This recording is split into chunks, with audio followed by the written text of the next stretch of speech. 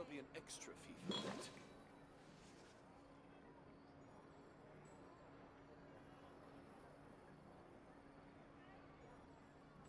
Exactly, but none of them believed me.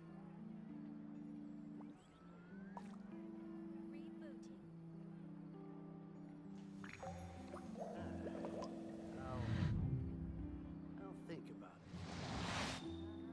There'll be an extra fee for that.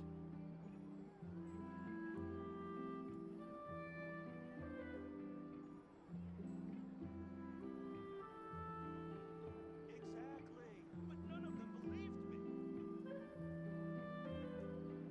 Melusines are beautiful creatures. They are the pride of Fontaine. Be sure to befriend them and cause them no harm. There'll be an extra fee for that.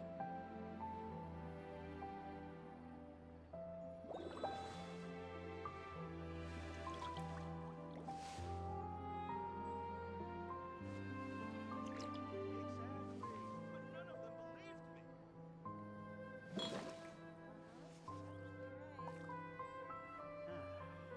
I'll think about it. There'll be an extra fee for that.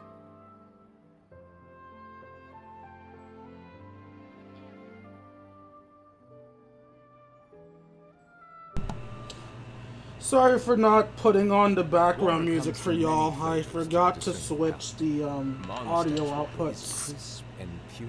Anyway, While one from testing. Leo has Can an you hear your enduring beautiful aftertaste. voice? In Testing, Inazuma, the water testing. possesses a depth of flavor. Sorry for not putting on the background music for y'all. As a Yep, rich I'm and audible. complex flavor profile, but it must be savored patiently to fully appreciate it.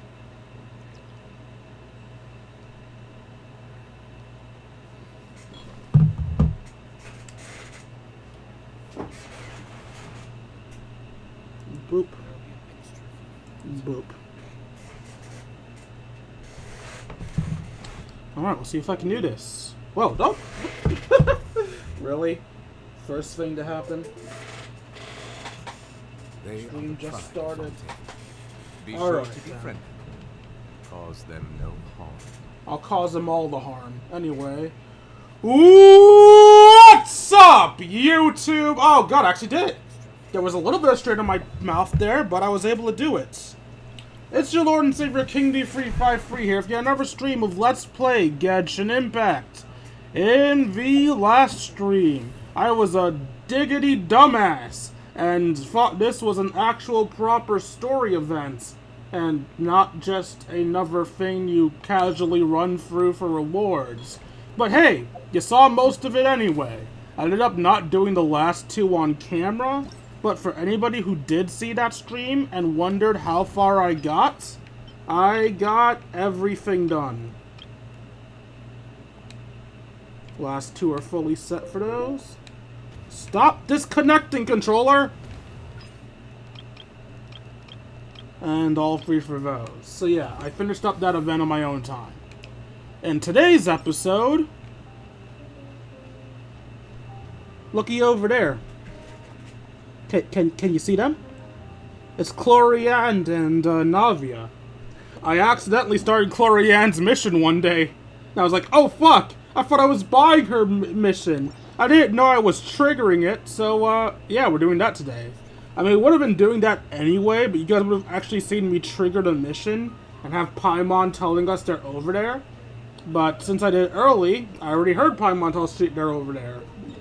But before that, as per usual, I always start off all my streams the same way, with a warm-up. So before we talk to Clorinde and Navia, let's murder some dancing robots, shall we? One of these days, I really need to go back and do that one battle that Pika-Twig requested of me. So I remember I failed that battle, I need to try it again. I don't remember the full team that was required of me, I just remember one of them was the Hydro Traveler, and I had to fight, La Senora. Hey, who said you guys could run? They knew it was coming. They knew I was going to turn them into chicken. Well, all but one, and that poor one. That poor singular one that trusted me lost his life. Poor fool. Despite the fact that I'm able to talk, my mouth does still hurt a little from the talking, so... If I end up going quiet in the future, I'm sorry, it just means I can't stand it anymore. For now, though, I can take it. It's just a mild discomfort.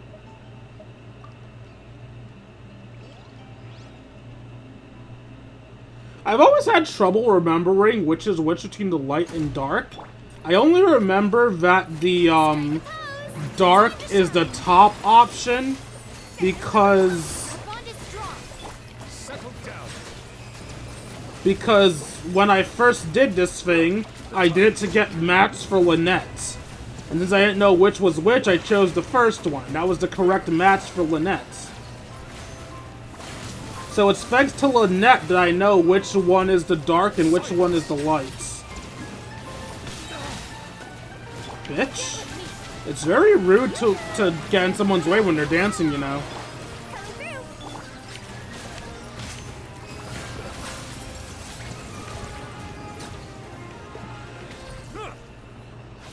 Good dance, good dance.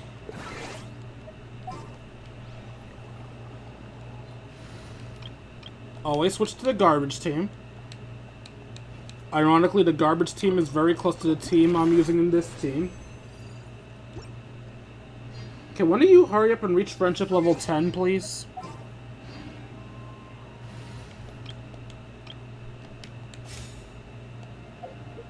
Random fun fact, I was originally going to do this mission with my Navia team since she's Clorinde's best friend. But since Navia is one of the characters we're walking over to meet, I figured it made more sense to just use the new Valette team. Alright, let's actually start the story quest.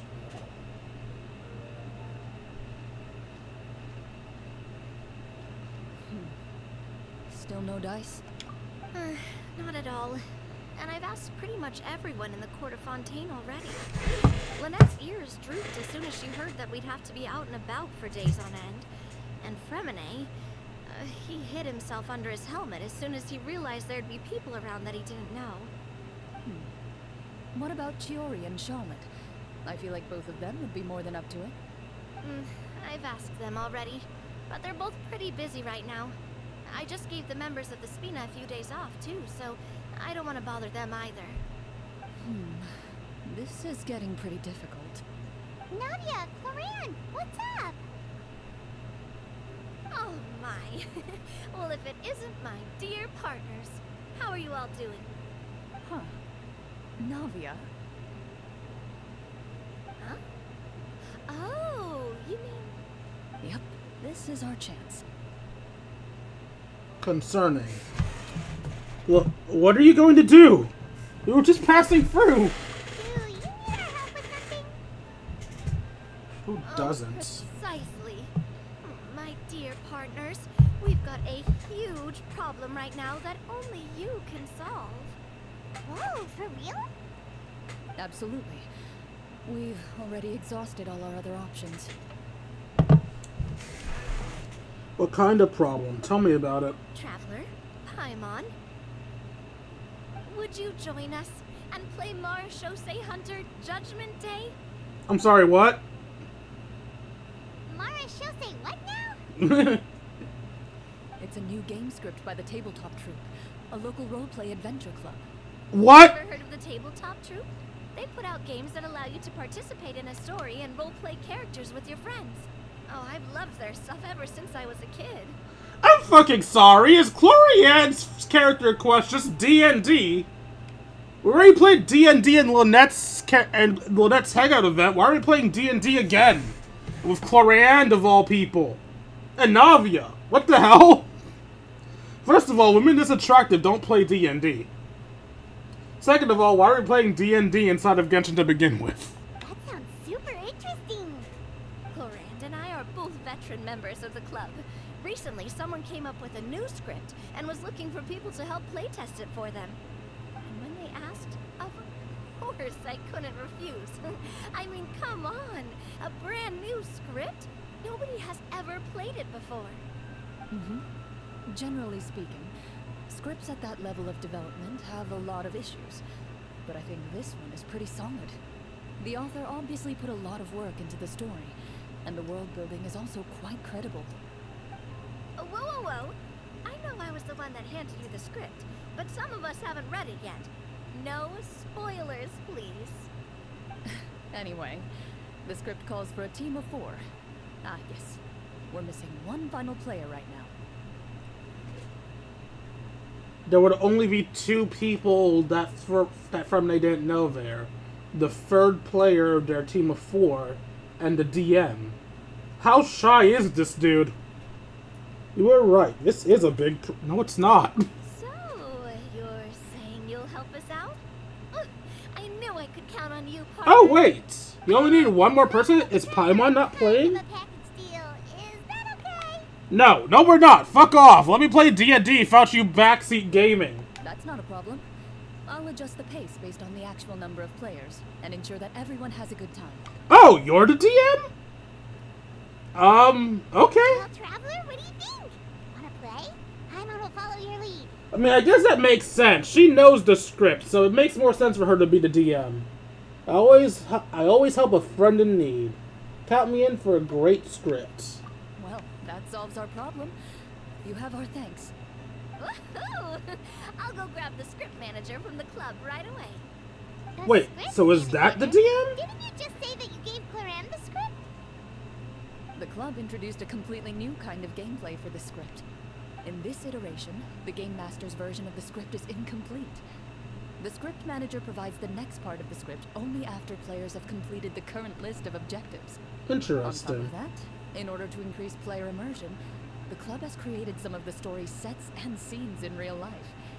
We'll only know where we should go once the script manager reveals the starting location. Wow, you're right.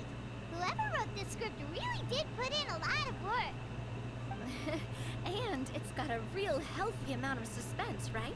I mean, even the GM doesn't know how the story will end. I look forward to experiencing it with you all. Why don't you go meet up with the others first? They should all be waiting at Chioria Boutique. I'll come over with the script manager as soon as I find them. Sounds good. Remember to always watch where you're going, and don't rush. Ah, you say that like I'm 6 years old or something. Let me think. What kind of character should I play this time? You didn't even choose your character I yet? just hope you'll pick up some useful skills this time. Oh, and stop trying to persuade every animal you come across. What? I'm sorry, is she trying to fuck animals? There's no other reason to do persuasion to an animal. You would do animal handling if you want them as a pet, or to pet them or ride them or something. Persuasion tends to mean you're trying to flirt with them. Did she try to fuck the animals? Navia, stop! Silent night, holy night. Random fun fact, in one of my D&D campaigns, we actually got a set of swords called the Silent Knight and the Holy Knight during a Christmas campaign. I ended up getting the Holy Knight sword for myself specifically. Where am I going? I can walk there. Also, what do you mean you looked for all of Fontaine? Couldn't find someone to play? You couldn't just, I don't know, ask literally any member of the Spila de Rasula? What the fuck? Really? Sorry Linian? to keep you waiting. Okay. You're back. Huh? And you've got the Traveler and Paimon with you too. What a pleasant surprise. I assume you'll be joining us for the game then? Yep. Linny, Farina! Paimon didn't know you were playing too. Are you also members of the tabletop troupe? So our team is the Fake God, the Femboy Magician, the Femboy Harem Protagonist, and my wife. Okay. I'm more of a casual member of anything. I haven't taken part in many formal club activities. Lynette Fremine and I play something similar at the Hotel Bouffe Tété sometimes, but I'm usually the GM. Still, I'm sure it'll be fun being a player for the first time. I'm looking forward to it. When the forever GM finally gets to play a goddamn game. Well, I'm not a member of the club at all. Clorinde simply woke me up first thing this morning, said there was a good script worth experiencing, and asked if I wanted in. If you're interested, I can give you a referral. That should give you a 40% discount on membership fees.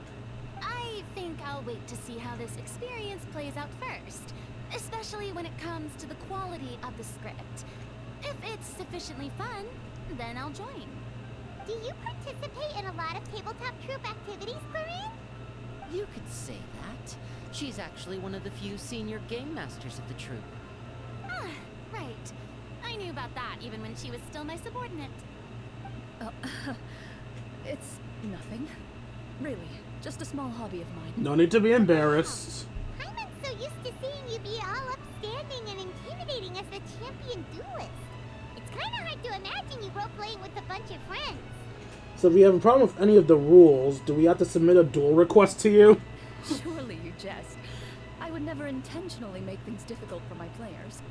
I maintain a clear boundary between my professional and personal lives. The me you see at court represents the law and order of Fontaine. I put all personal feelings to the side and grant a fair duel to all who seek to defend their honor. Which is why you put down your best friend's father. But in my personal life, I'm just an ordinary person. Someone who feels anger and sadness, just like everyone else. Her eyes look like a fucking black hole. Or would that be more accurately an eclipse? Either way, they're disturbing. Well, you say that, but for all the time I've known you, I don't think I've ever seen you cry. I've seen you get angry, sure, but now I'm wondering whether you were actually mad or if it just looked that way from the outside. Speaking of disturbing, I still hate your eyes, Farina. I was probably in work mode during those times. Is that so? Well, in any case, I just feel like even in your personal life, you don't get emotional very often. So you want to see me cry? That might be a little difficult. A show of anger, though, that might be something I could accomplish. No, that's not what I meant. Please don't kill me.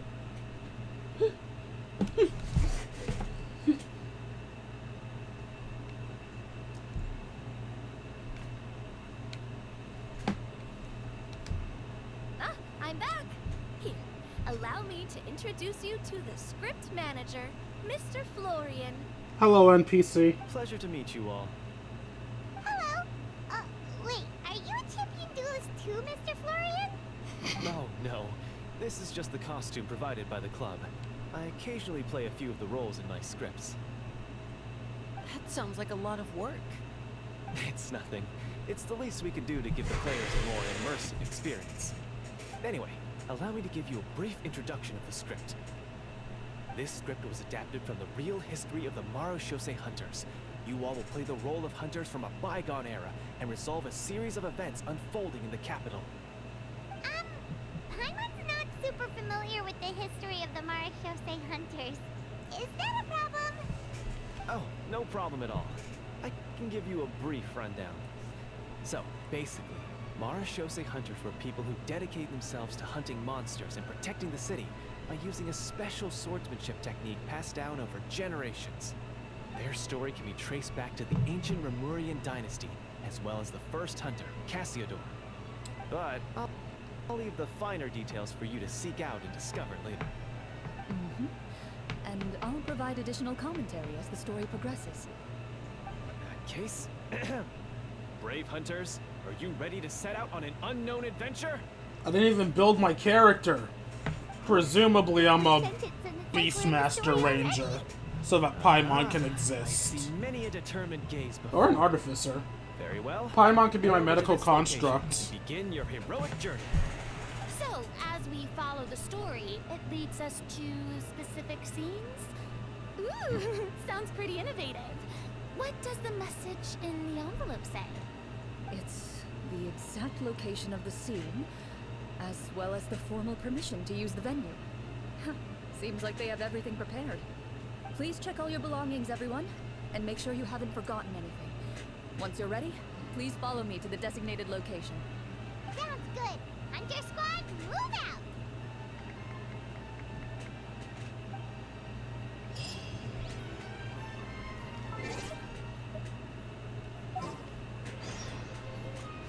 I normally prefer to use a party that doesn't have somebody in the story in it, so The Prinzessin der Verurteilung. goodbye, Florina.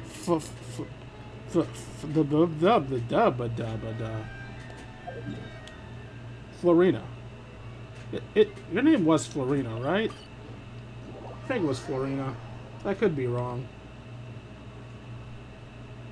Now I'm second guessing myself. Fuck. One sec.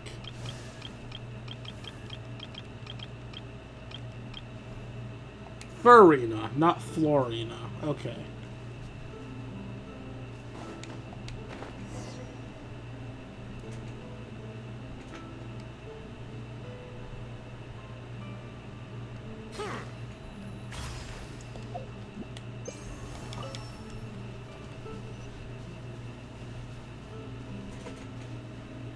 Wait, what? I could have sworn they told me to come over here, but okay. Later, you big drip.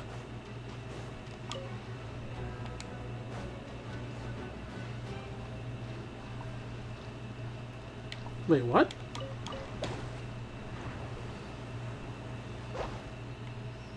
What? What?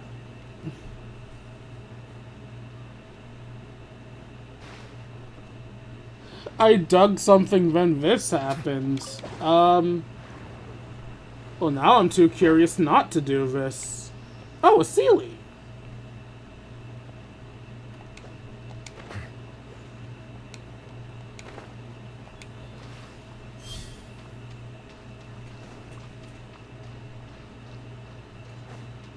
I believe there was a second Sealy there I had to get, so I guess I'll get that one by, You need a permit to be on the beach?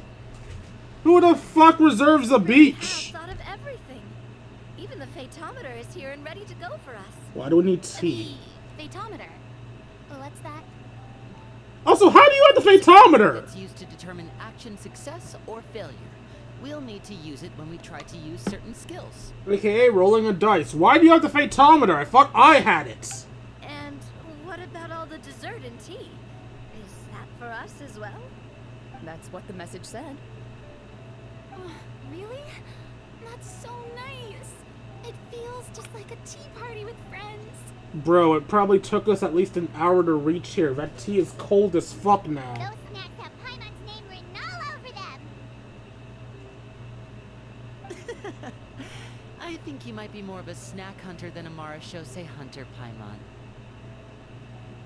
Snack hunter Paimon reported for duty. If there are delicious snacks to be found, Paimon will track down every last one. The desserts are great, but I'm still looking forward to the story more than anything. Then let's actually do the story. Very fair. Then, let us begin. First, please pick up the blank character cards in front of you and write down your name and profession. You can find an abbreviated version of the rules printed on the back of your character card. If you have any questions, feel free to ask me. In this story, everyone is a Marachose hunter. To reflect this, the club has prepared a small badge for everyone. Ooh, nice. As hunters, you have proficiency in swordsmanship and fighting by default, so there's no need to allocate any additional skill points to those areas. Swordsmanship? So there's a fighting part to all this? Paimon's not sure she can do all that on her own. Maybe Paimon can just stick with you? Wasn't that originally your plan? Why don't you share a character card then? The Traveler will be the Marachose hunter, and you can be his little floating assistant. Huh. Kinda like in real life. So, for the name, do I fill it out with the name of my character? Yep. It can be any name you like. You can use your real name too if you want. Beefo I do that Solors. whenever Do I it. get too lazy to think of a new name. Oh, so it would be like experiencing a different life, but still as yourself. That's not a bad idea. In that case, I think I'll continue to use the name Linny then. Oh, we're all just gonna be Next up lazy? is the skill sheet. You have a limited amount of skill points that you can use to learn a number of skills. The more points you invest in a particular skill, the easier it will be to pass associated checks. Do I get to actually do this myself? I'll take persuasion and investigation. Those are must-haves when it comes to missions like these. Oh, those skills sound like they'd be useful for gathering intelligence. Good idea, Navia. Just as expected of a veteran player. So, should we also take those skills then? No. Not necessarily. Since we're working together as a team, we could leave the negotiations to Navia and use our skill points to pick up other useful skills. For example, I think I'll take stealth and sleight of hand. That will give us more options if we run into any situations we can't negotiate our way out of. Oh, interesting. I wasn't thinking about it like that. I suppose it's not so different from an acting troupe. Everyone has their own role to play. Let me see. I'll take arts and performance. I'm not quite sure. Seriously? What this will be, but I'm not as knowledgeable about the other skills, and I'm not too confident I'd be able to roleplay them well. Well, that leaves us. What do you want to learn, Traveler? Learn Ooh, medicine so you want to help people when they're injured. That's nice of you. and learn insight's the useful one, but cooking's more fun. Gotta say, this suits you really well. Nothing boosts morale like good food. So what do you think? Are you sure you want to learn these two skills? Yep, they're not the smart skills, but they're fun. I'm a chef that wants to make everyone better with my food. Let's see. Oh, looks like you each have enough points to choose one final skill. You've all picked such classic skills. It's fine to go a little bit out of the box, you know. Why do I get the feeling she's getting ready to cause trouble? For example, this one here. Summon. Doesn't it sound super mysterious and cool? Oh, I saw that one just now as well. The description says, this skill can be used under certain circumstances to summon characters or creatures that fit the script's world-building rules. The script's world-building rules, huh? But how are we supposed to know what Amara Shosen Hunter can summon? It would be one of the That's mechs, not for right? us to worry about, my friend.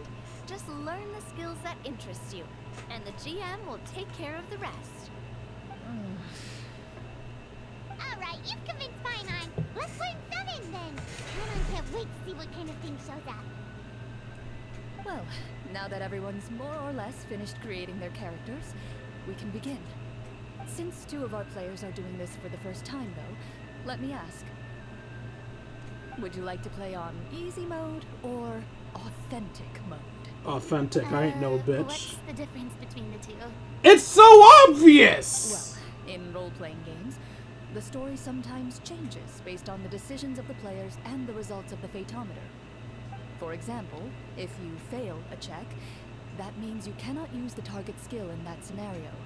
A critical failure may even result in further negative consequences. If you choose to play in authentic mode, every time you elect to use a skill, you'll need to use the Fatometer to see whether you succeed or fail, and face any consequences that may follow. If you choose easy mode instead, every check will be successful by default, and you won't have to worry about luck. They better let me choose authentic. Oh, I can actually choose. The random checks triggered by Fatometer often serve as indicators for Destiny's course of success. Look, it's a D20, okay? It's a D20. Given that I'd like to focus on a story, I suppose I should pick easy mode. I'd feel bad if I brought the team down by failing my checks. God damn it. Huh? Oh, come on. Don't worry about that. RNG is the lifeblood of role-playing games. I'm going with authentic mode for sure. Oh, is it Never each person know chooses what their you own? might have to overcome. Ugh, doesn't that sound exciting? I'd rather be mentally prepared for what might happen. All right, then I'll mark down Farina for easy mode. All her checks will be successful by default. As usual, Navia and Linny will play on authentic mode. What about you, dear partner? How would you like to play? Authentic. Are you sure? Yes. Trust me, you'll see the beauty of RNG. Honestly, I don't think Clorinde would make things too difficult for us, no matter what the Fatometer says. Isn't that right, Clorinde? No promises. That wasn't super reassuring. Well, anyway, enough talk. Let's get started. I want to experience at least a good chunk of the story. Speaking of the story, why is the beginning scene on a beach? Well, that's because... a long time ago, back when human civilization was still in its infancy, powerful demons and evil sorcerers ruled over the land. They created a host of monsters and sent them to slaughter all humans in existence. Soon, a group of human rebels banded together. With their swords raised, they swore I to love brave that the art. darkness, and in doing so, subdue each and every monster that sought their destruction. They became known as the Marachose Hunters.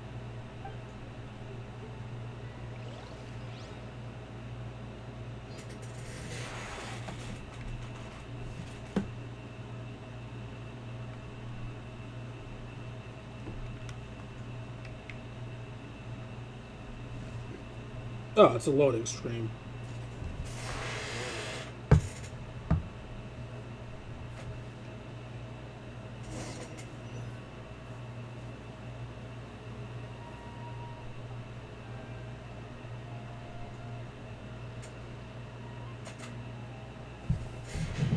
Oh, got to read now? Sometime later, as a member of the Marachose Hunters, you receive a commission following the As you address inhale, plot. Oops, I did You that by can taste accident. the slightly salty air of the It's desert much better as now. you begin to survey your surroundings. There aren't many people in the vicinity, but you do take note of a few others who, like you, seem to be sizing up this place.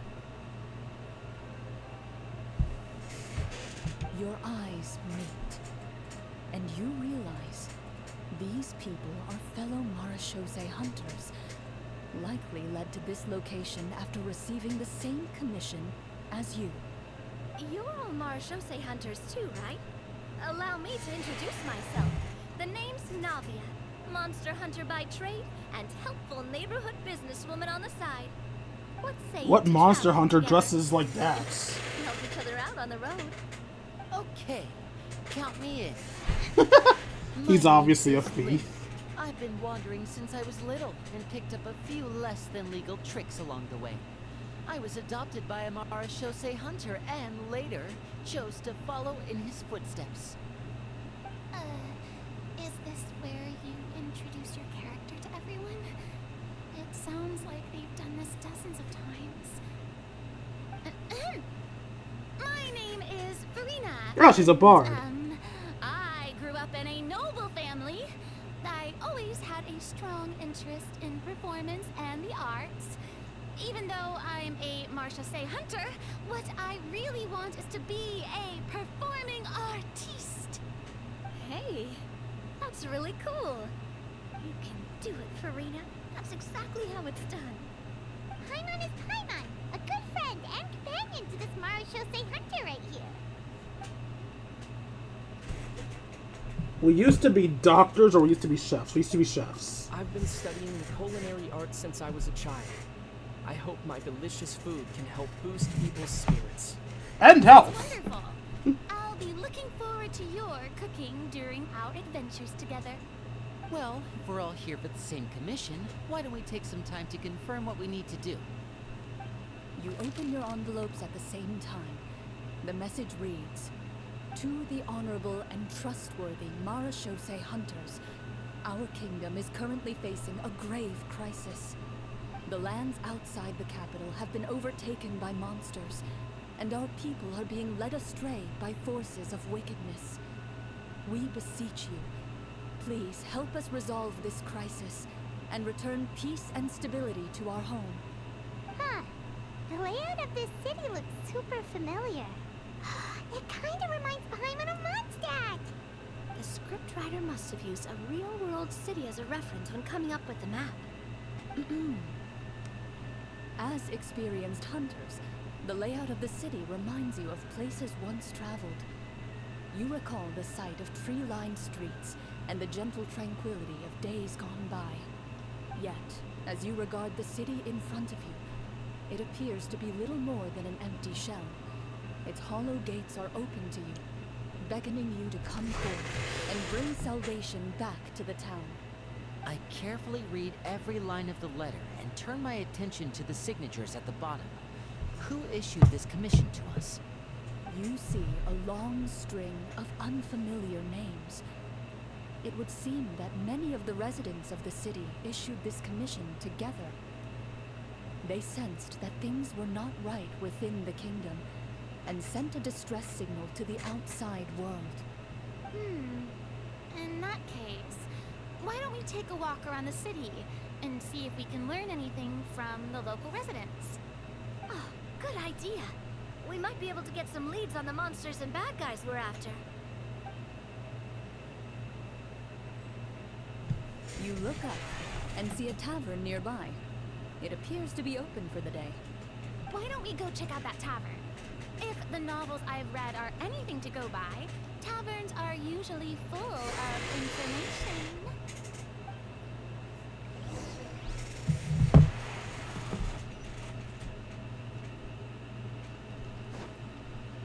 As you approach the tavern, you find a plainly dressed woman standing nearby.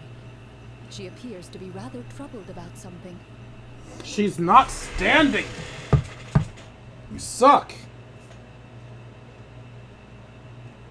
Greetings, friend.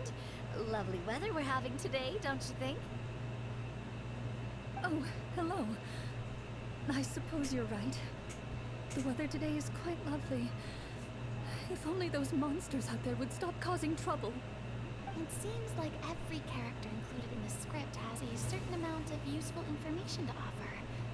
If we keep asking questions, we might be able to get some good leads. Oh, come now. Don't be sad.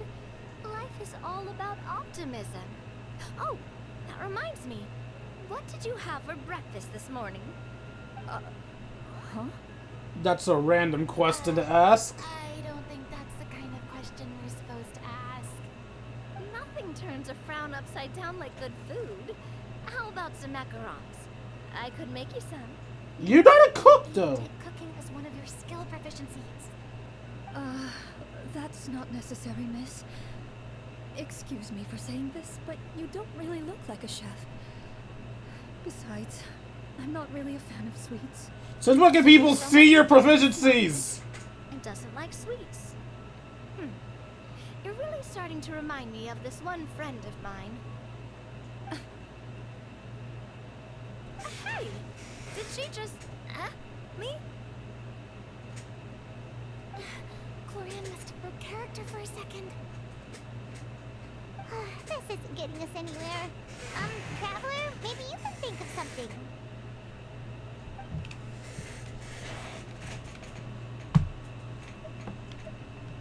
How about I cook something right here, right now? Are you sure? Positive. In that case, please refer to the fatometer. I need 8 to succeed. 2. No! We failed the check. You remain silent as you prepare a pot and fire to use for cooking. The woman stares at you with her mouth agape as you skillfully cut the ingredients and toss them into the pot.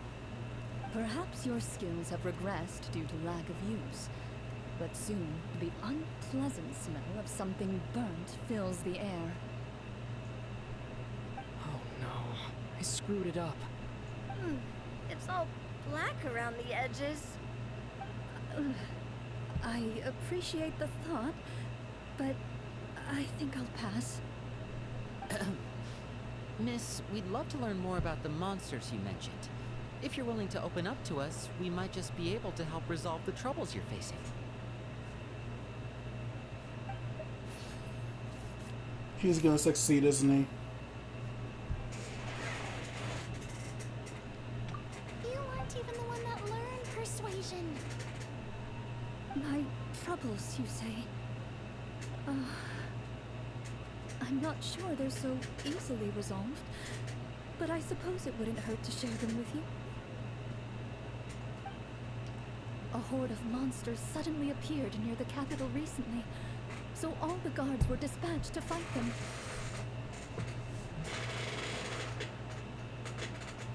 Do you remember when those monsters appeared? I'm not completely sure. All I know is that my husband was dispatched to fight them 3 days ago. Do you know where he was sent? It all happened so fast. When we said our goodbyes, he couldn't even tell me where they were sending him. You have our thanks, friend. We'll find and defeat those monsters as soon as possible. We sincerely hope your husband will be able to return to your side soon. Thank you. Don't worry. We'll find him. Just try to remain optimistic and wait for good news. We don't always get to choose what happens to us. But we do get to choose the little things like what we eat and how we respond to the things life throws our way. I hope that one day, you too will recognize the power of something as small and inconsequential as a delicious dessert. I'll do my best. You bid farewell to the woman, and continue your journey further into the city. Door of Resurrection activated. So luckily, if I fuck up, one of my party members will just succeed, so there will be no As consequences. you venture further into the city, the streets appear largely empty. An elderly woman walks past. You see her shake her head as she puts away her wrinkled wallet. A nearby merchant folds his arms and gives you a disdainful look. You get the impression that he's someone who has long gotten used to the sight before him.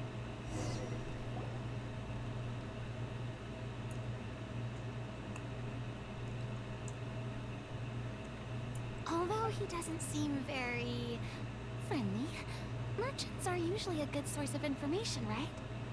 Pardon me, sir. I'd like to ask a question if I may. That depends.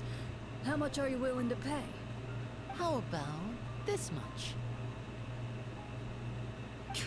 What do you take me for? Some lowly beggar? You can't even buy half an onion with that amount. What are you offering? A copper? An onion can't be that expensive, right? What do you know? War is nearly upon us. Everything costs several times what it did before. If you're not gonna buy anything, then scram. Whoa, what a nasty guy. Maybe we shouldn't even bother talking to him. But he still might have information we need. Traveler, can you think of something? Persuade him, Navia. Sir, we came to this city to solve the very problem you seem to be referring to.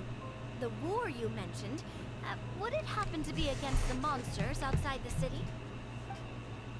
If you happen to be well informed and know a thing or two about what's going on, we'd appreciate it if you could share that information with us. After all, the sooner this problem gets resolved, the easier it will be for you to do your business.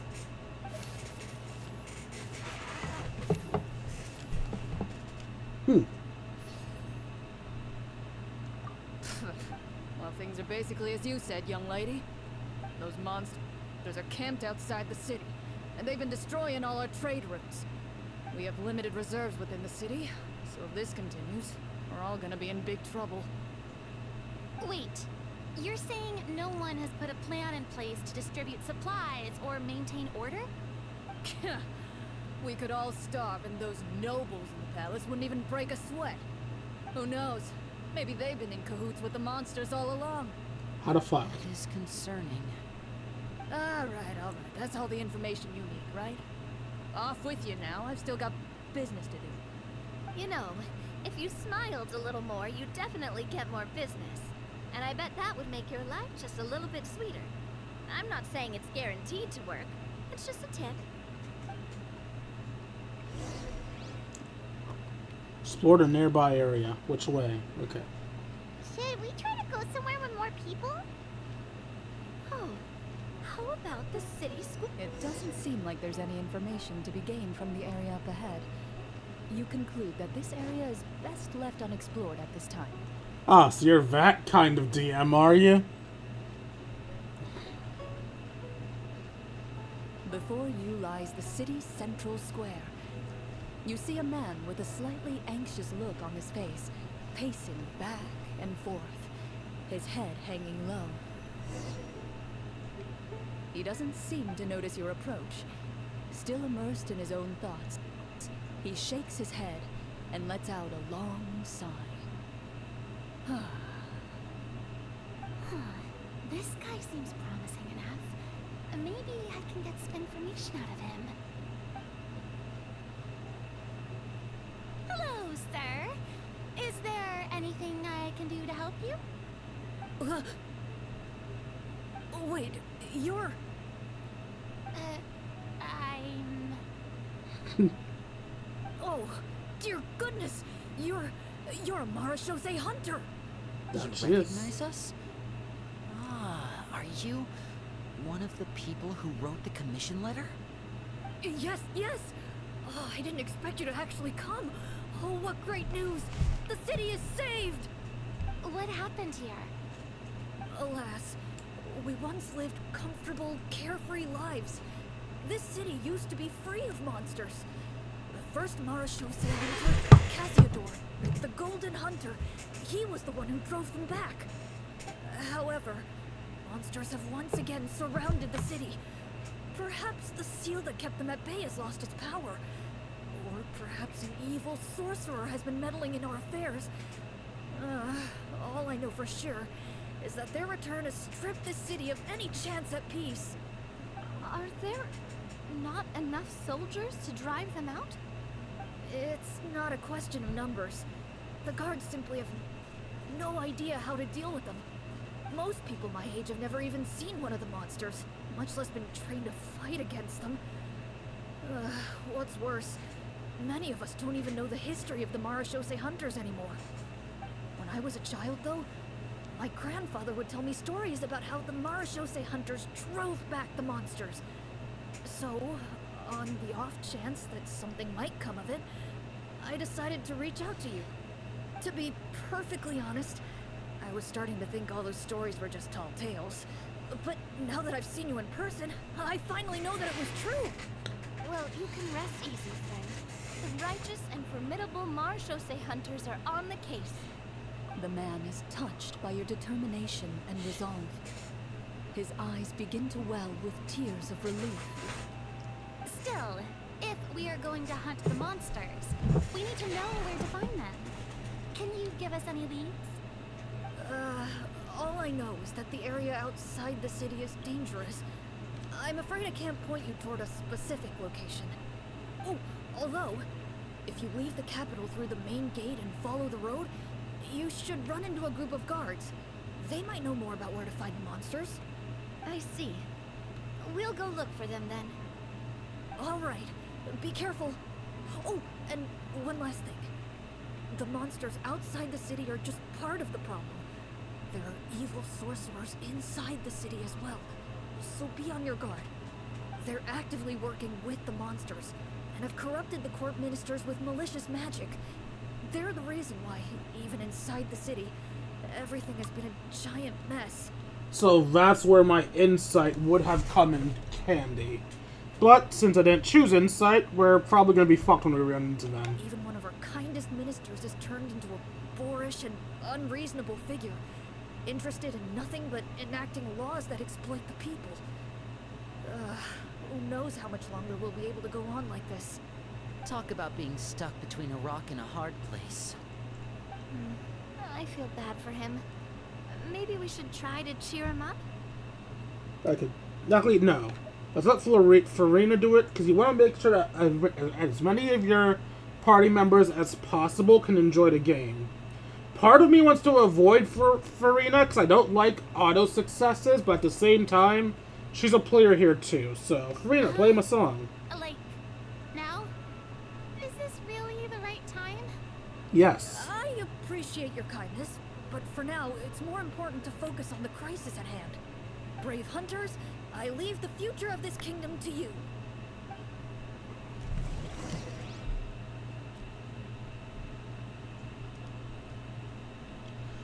cute that they said it was based on Mondstadt to give them an excuse not to make a new area. Although it's mildly disappointing, I must admit. Would have been cool if we were just playing in our outfits that we played with during the game.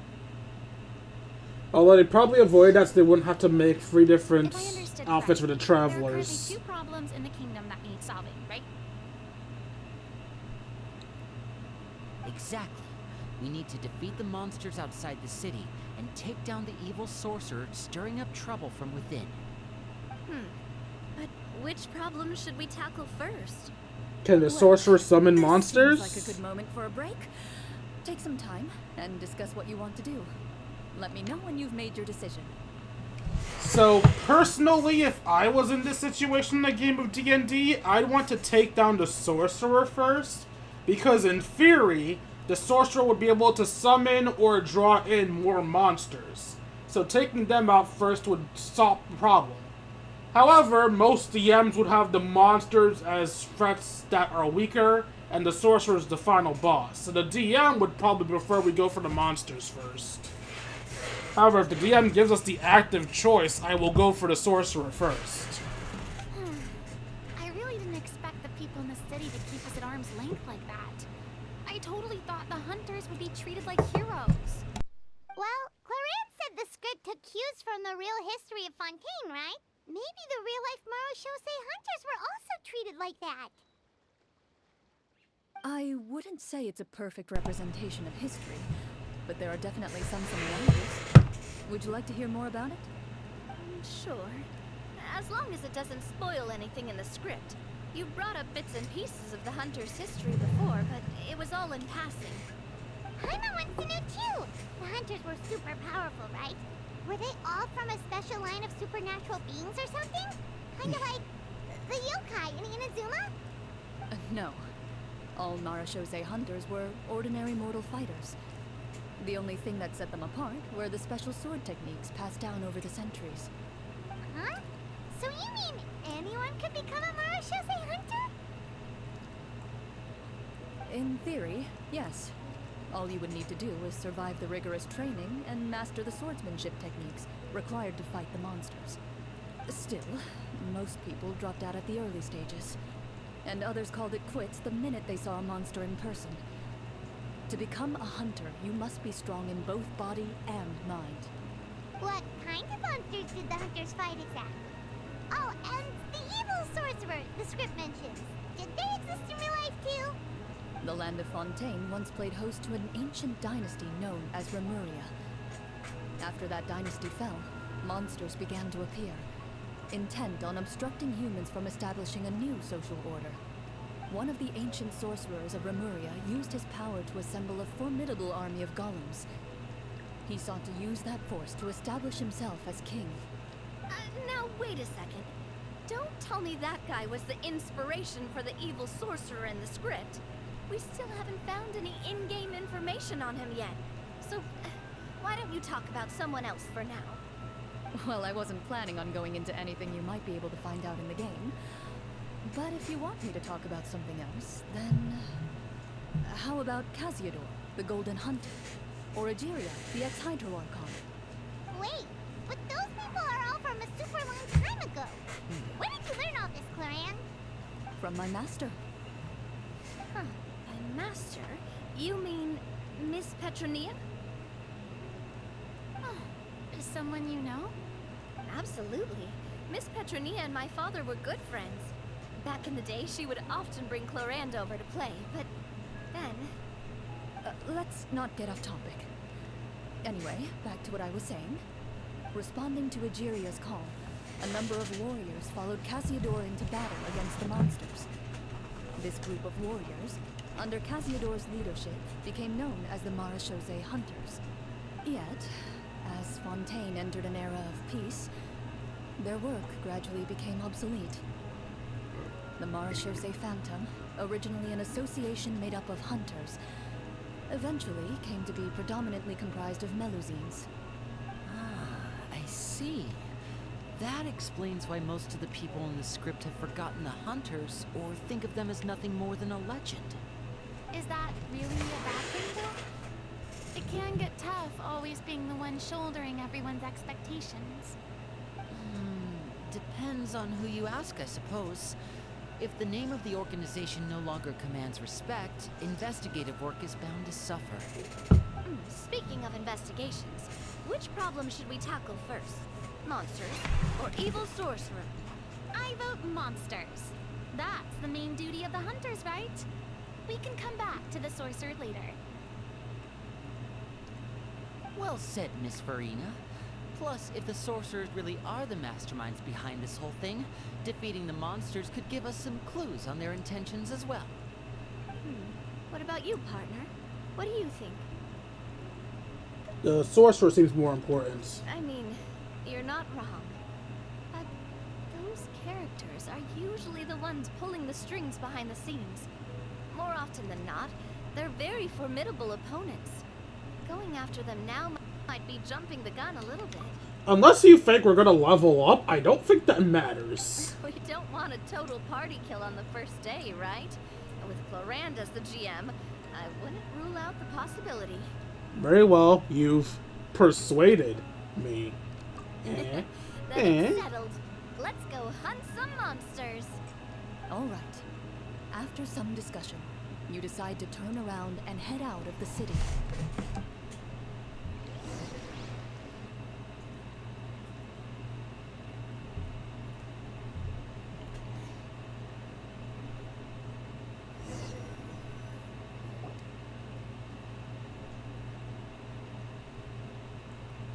Let's take a look around, like that guy said. You there, outsiders, halt! Who's there? An armored man approaches you. He has a tall, muscular build and a determined expression in his That's eyes. muscular? Just one look, and you can tell he's fought in his fair share of battles. Although he's trying his best to conceal his current state, his uneven gait and the sweat dripping down his forehead make it obvious that he's been wounded and is in serious pain. Hey, my I'm medicine! the captain of the guard. I saw you sneaking around the city earlier, so I'll only ask this once. State your purpose, or it's off to the dungeons for the lot of you. Damn, we haven't even done anything! Chill! It's been a while since someone's been this suspicious of us. Leeway? Said talk, Actually, not no. whisper between yourselves. Actually, shit, we've been in legal trouble wherever we Have you went. ever heard of the Marchese Hunters? Marachose hunters. Ha! That fairy tale, you mean? What, you expect me to believe you're one of them?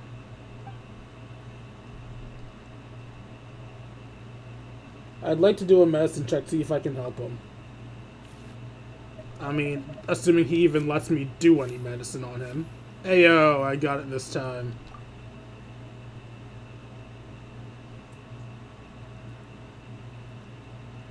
Using your knowledge of medicine, you're able to deduce that the injury on his calf was a monster's doing, and the wound has already begun to fester. As you check him over, he looks at you with suspicion and retracts his injured leg further back. I'm a doctor by trade. Please, let me redress your wound. You don't have to suffer like this. Did I just switch The man outfits? appears somewhat disgruntled at having been exposed, but soon relents and raises his leg for you to take a better look. He allows you to apply a poultice of specialized medicine to the wound, and it appears to bring him much relief. The tension in his brow eases. Oh, by the way, for the record, the smarter move would have actually been to let Navia do her thing. So at least that she can do something, and because persuasion was the problem we were facing. I just chose medicine because I'm a selfish bastard and wanted to use my abilities. Oh, right. Guess you lot might actually be real Marachose hunters after all. In any case, you've successfully treated my wound. So, what do you want to know? Because as we all know, only Marusose hunters can fix a wound. What? Do you know where we can find the monsters or the other guards who are fighting them? He informs you of the various locations where monsters have appeared. He looks in that general direction with a pained gaze, as if a thin, invisible thread is pulling on his wound. Some of our new recruits have never even dealt with a petty thief, and now they're out there fighting monsters. If it weren't for this cursed plague. Oh, please, sir. Don't get too worked up. You need to focus on your recovery. Just leave the monsters to us. We're Marechaussee hunters, after all. Hearing you say that, a glimmer of hope flashes in his eyes. But it disappears almost as quickly as it came. Those monsters aren't easy to deal with. But if you insist on going, I won't stop you either. I just hope all the guards will be able to come back to their families alive. I wish you the best of luck.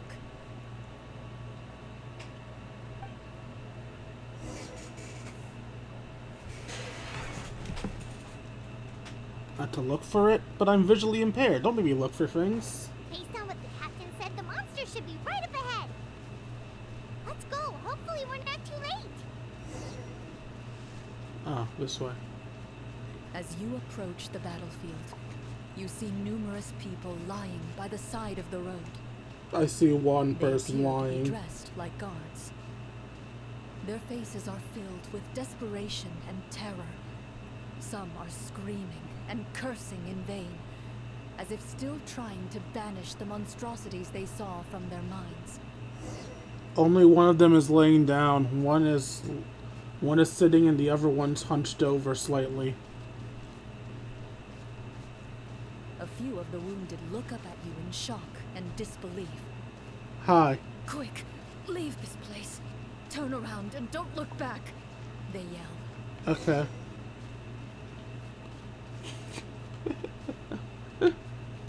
Wait, did the other people disappear? They disappeared? Oh, God. I'm surprised she wasn't like, hey, you weren't supposed to actually turn back.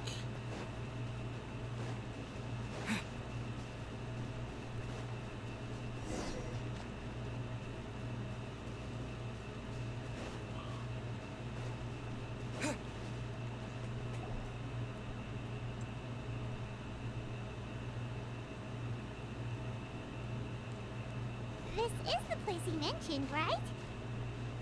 You see broken iron swords scattered all around you, and downed trees riddled with terrifying claw marks. All the signs point to one thing. A truly devastating battle just took place here. Be on your guard, everyone. The monsters might still be around. Before you can finish your sentence, you hear rustling sounds from the surrounding bushes. The monsters have emerged. Reptiles. They close in on you without fear. You get the impression that, in their bloodthirsty eyes, you're just another meal for them to devour.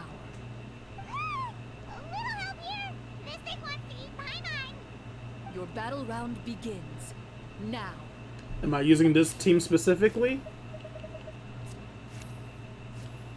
Ah, perfect. Why don't I get any pluses?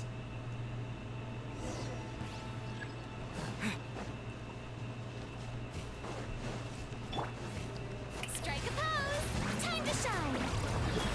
Attack! Hey there! The next battle round begins now.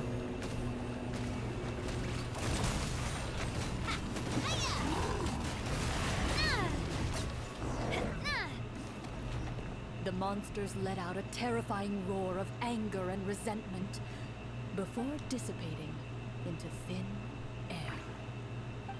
Oh, thank goodness it's over. DM, I think the CR of those monsters were a bit too low.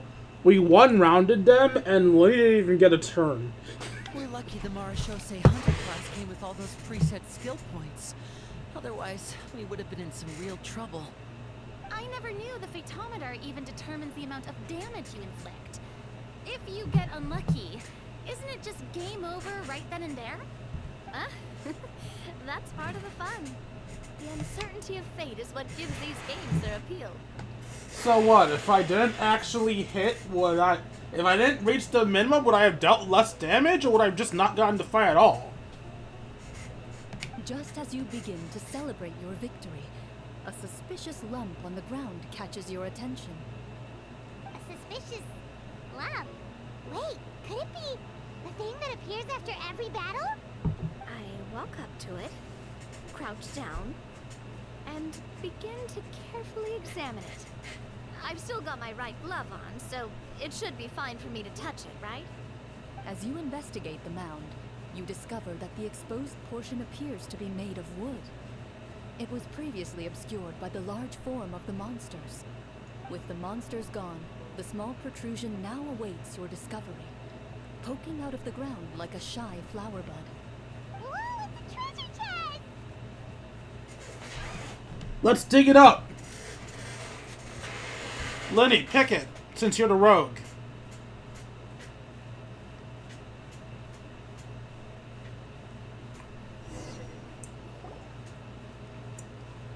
With everyone's help, you successfully excavate the wooden chest from the ground. Even without opening it, you can tell from the mora and jewels scattered around the chest that it must contain quite the fortune. Makes sense. We worked hard for this. Let's open it and we can share what's inside. I can understand your excitement, Paimon, but think about it.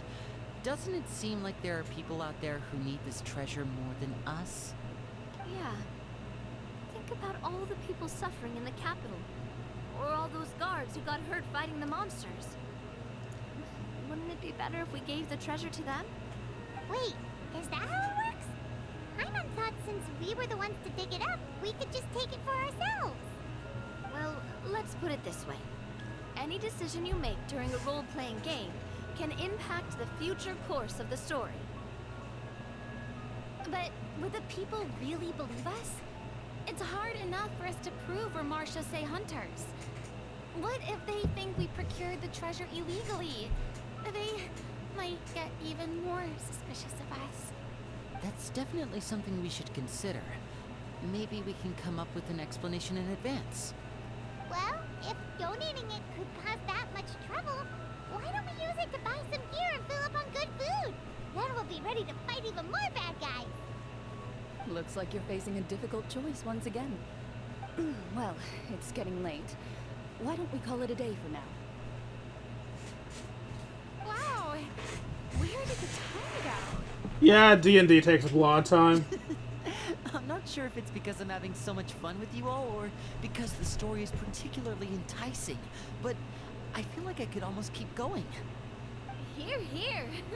Ooh, how about we play through the night? Do it! I'm not sure I'll have enough energy for that. Side note, I call bullshit on her tea still being hot! How? Yeah, that won't work for me either. Lynette will give me an earful if I get home too late.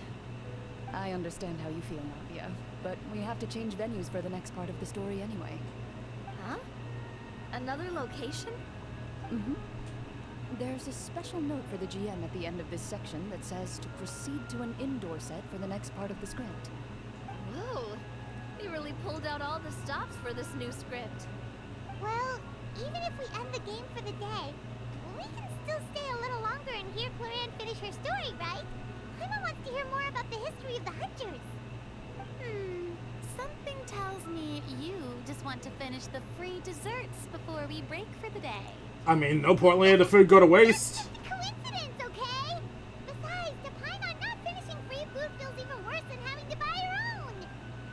And anyway, Paimon really does want to hear more about Clorinde's master. Well, The story doesn't have a happy ending. It's okay not to finish it. It's nothing. I appreciate the concern, but it's all in the past. It won't do any harm to share these things now.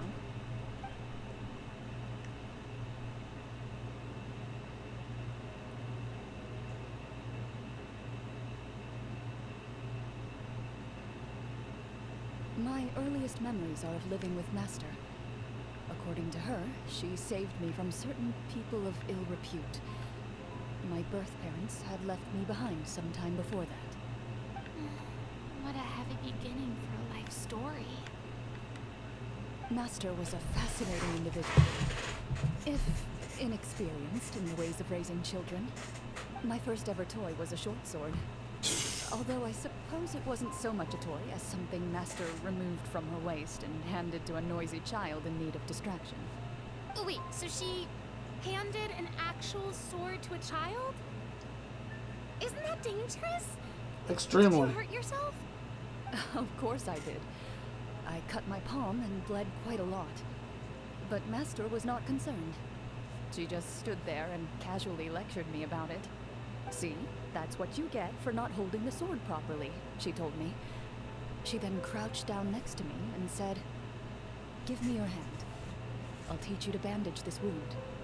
After that, it's time to learn how to truly hold a blade." Excuse me for asking this, Clorinde, but how old were you exactly when all this happened? Probably around, 3, give or take. 3? Isn't that when most kids are still struggling to hold a fork? As I said, Master was rather inexperienced in the ways of raising children. She believed trial and error was the best way to teach a child what they're capable of. This is called child I'm not so abuse. sure this is a question of experience. I didn't see anything wrong with her ways at the time. And anyway, children don't get to choose how they're raised. Oh, she did bring me back a pet from Liyue once. It was a Geovishap hatchling. A Geovishap hatchling? For a pet? That seems even more dangerous. What she said was this: make sure to get along, you two. If you really can't agree on something, just settle it with a fight. Whoever loses is the real pet. And how old were you when this happened? 5. Well, did you win? She needs to go to jail. No, I lost. So, you're saying you actually became the Geovishap's pet? Yes, but only for a week. By the end of that week, I defeated it in combat, and we've shared a cordial relationship ever since. The fuck? That doesn't sound like the kind of childhood someone should have. Later on, I gradually understood that Master most likely didn't know any other way to raise a child. She was a Marashosei hunter, but I never heard her bring up her own parents.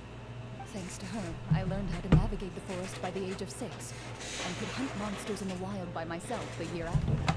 Your mother needs to go to jail. Even though the training she subjected me to was strict, she always made sure to take me traveling when she had the time. We met many of her friends during those days. That was also how I met Mr. Callis and his family. I still remember the first time we met. You were too scared to join our picnic and hid behind Miss Petronia the whole time. I still hadn't really met many children my age at that time, so I didn't know how to interact with others. After that, though, you started coming over a lot. You loved challenging people to shooting competitions, remember? I don't think many members of the Spina ever beat you in one of those. I had a lot of fun during those days. I enjoyed them too. Oh, do you remember that one time we went exploring around the Spina together? We overheard Papa call your master Fontaine's Protector of Justice. We tried to pretend like we never heard anything, but you nearly let it slip that one time. Why is that something you need to hide? Protector of Justice. Wait, you mean that vigilante hero from 20 years ago? The one who is always active at night? Yep, that would be her. She often would put on... 20 years ago, huh? I still remember the guards leaving all kinds of witness reports about her on Nervalette's desk. My apologies. Oh, there's no need to apologize. You had nothing to do with it. And anyway, everything she did was for a good cause. Although, calling herself the Protector of Order was a bit much. Especially when she deliberately operated outside the law. Huh? When did the Protector of Justice become the Protector of Order? Oh, she had a bunch of code names. I heard she would just come up with a name on the spot whenever she was asked. Later on, she probably got sick of answering those questions and decided to stick to just 2. The Protector of Justice and the Protector of Order. That sounds like her, all right. I bet she forgot which of the 2 she'd use by the time she got back each night. Well, she certainly sounds like a Fascinating individual. She sounds like a Sense mess. of justice, it's no surprise her student followed in her footsteps. It's true. I always wanted to become like her. Someone powerful, independent, and with a strong sense of conviction. But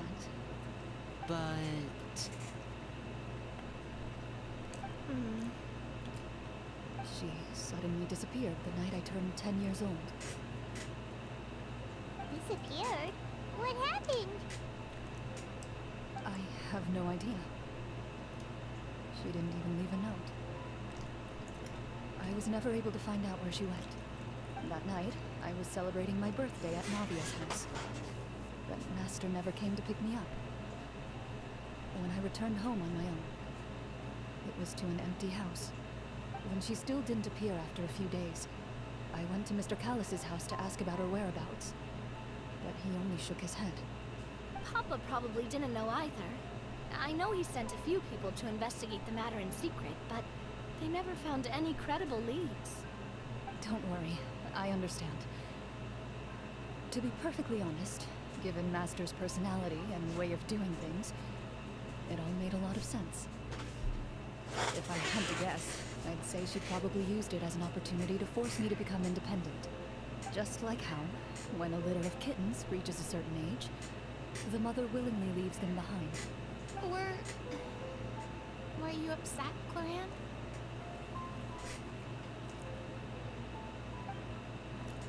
I was at first, but not anymore. I don't believe Master would suddenly disappear for no reason. There must have been something she just had to do. Well, despite everything, you still managed to follow in her footsteps and become the greatest champion duelist in all of Fontaine. You're practically a living symbol of law and justice. I suspect my position would be far too by the books for her. Master always did whatever she pleased.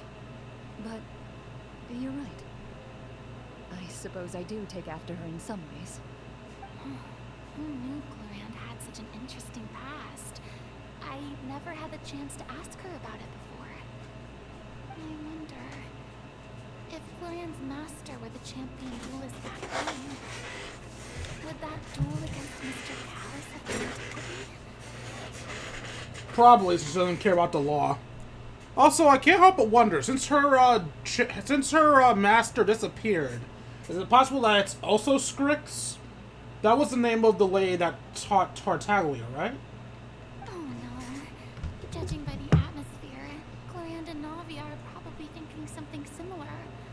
The mood just got super awkward all of a sudden.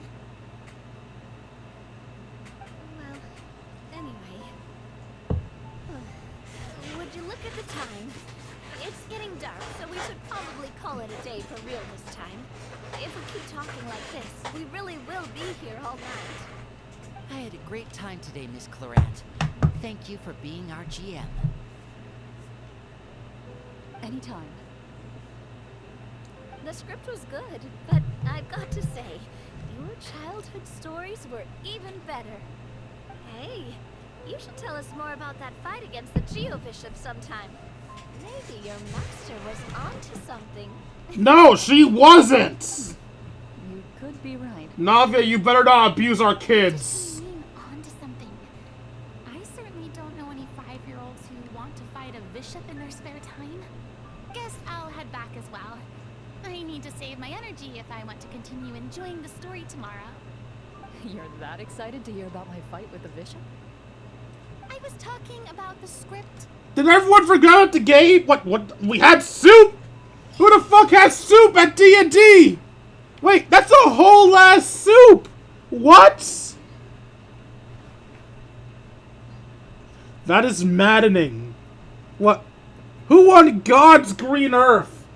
Yo, if any one of you have had fucking soup during D&D, please tell me, because I need to know. I need to know what sociopaths.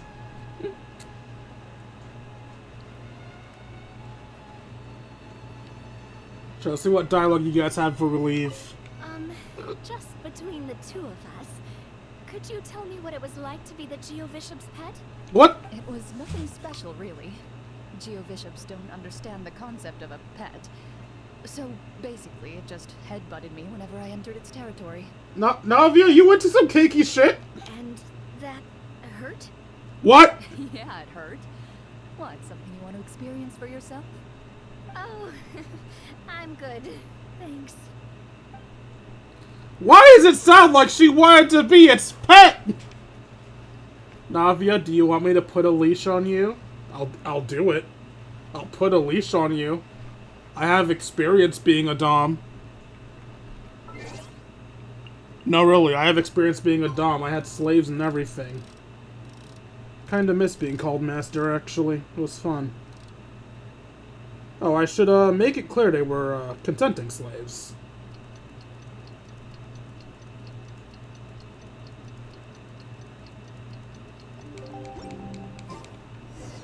Let's go meet up with the group. Paimon's really looking forward to today's story. Although in hindsight, I guess that's obvious. I mean, it'll be less fun, more illegal if they weren't consenting slaves.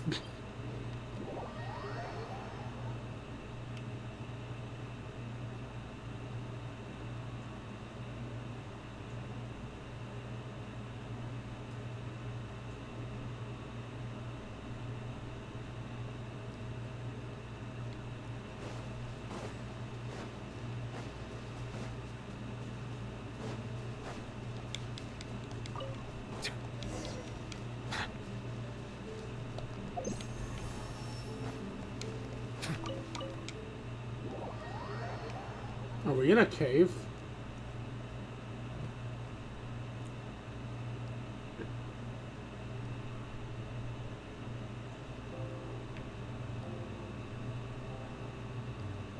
Looks like everyone's here. Now, before we begin, why don't we finish where we left off yesterday? There was an important decision to be made, yes?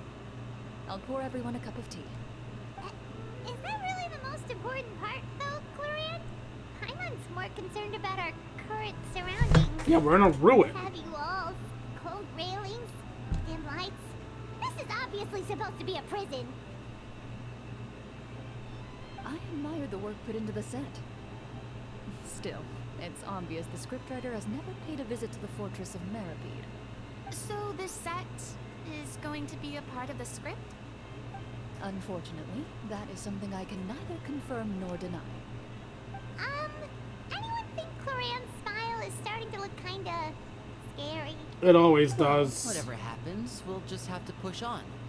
But first, we should really figure out what to do with this treasure.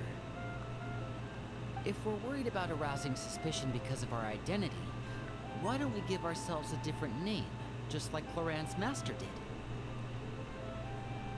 Yeah, it might be better to keep a low profile.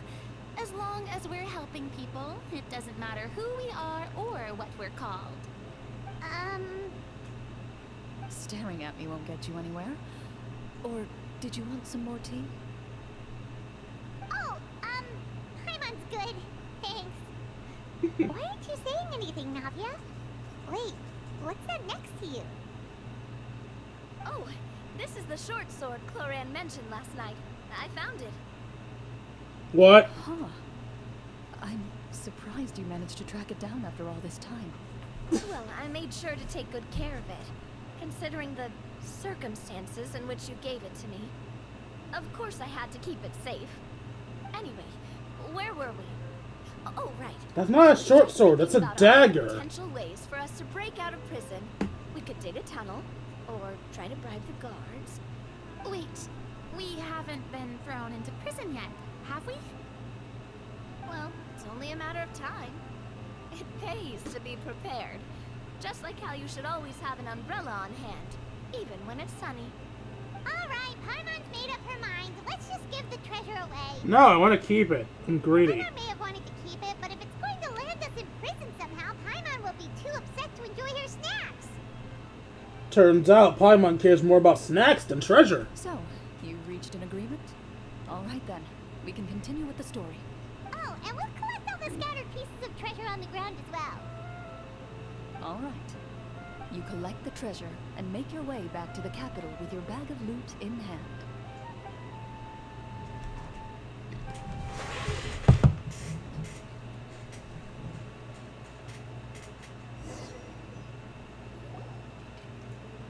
The city is still shrouded in a gloomy, oppressive atmosphere, but your spirits are surprisingly high. In places where sunlight struggles to reach, you generously share your wealth with the children, the elderly, and the poor in urgent need of help. Thank you, kind soul. The elderly woman's look of gratitude follows you as you walk away, her eyes never leaving your back until you move entirely out of sight. However, there's still quite a bit of Mora remaining. It appears you haven't made much progress. She's probably trying to tell us to speed this up. We need to hurry up so we can address the sorcerer problem. Should we go find that man again at the square? He seemed like a pretty responsible guy. I'm sure he knows the people here far better than us. Oh, good idea! Just as you start to make way to the square, intent on finding the man again, there's a voice. I'm sorry, what? Oh! The DM rolled something. Please wait, distinguished guests. Several strange guards suddenly call out to you. They run forward to meet you and proceed to politely pay their respects. Greetings, gentlemen. Are we being invited for afternoon tea? I'm guessing that was a wisdom check to decide if they saw us as allies or not? I'm not sure what the hell that was. Surely you jest, my lady. That would not be our place. It is His Excellency the King who requests to meet with you. Please come with us. Could also be a deception check if they're lying to us. And if they rolled bad in deception, she would have been like, but something seems off or some shit. I don't know. Probably not. I don't know what the fuck she rolled. Do you think this could be a trap? Yes. Well, we have to investigate the court at some point, right? Meeting the king himself would be a fantastic opportunity to do that. I say we go for it. If something happens, we'll just turn the whole place upside down. That sounds a little intense. After a quick discussion, you nod to the guards and agree to follow. They lead you all the way to the audience hall of the palace. Gilded tables line both sides of the hall. The space itself is adorned with all manner of expensive antiques, glass shelves, and silver candlesticks.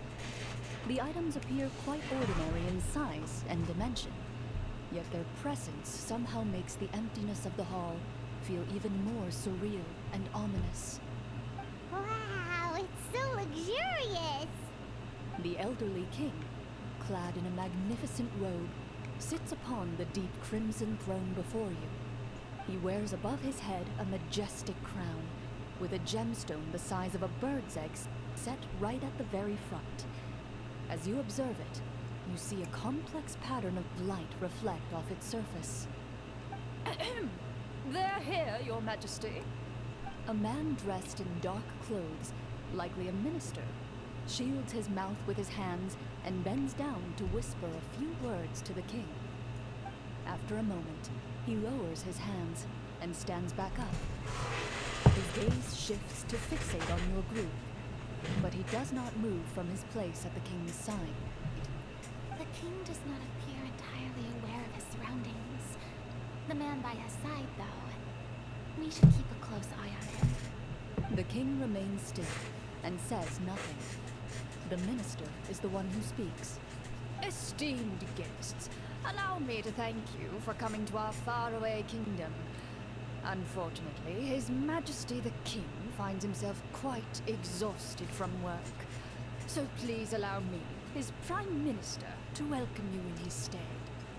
I've heard tell that your group, the Marechaussee Hunters, used your exceptional ability with the sword to repel the monsters near the capital. Such a great deed deserves to be rewarded. However, seeing that I was not fortunate enough to observe such a feat with my own eyes, you'll forgive me for seeking to verify the truth by speaking to you myself. Well, we've got nothing to hide. You brought us here to talk, right? So we'll just explain what happened.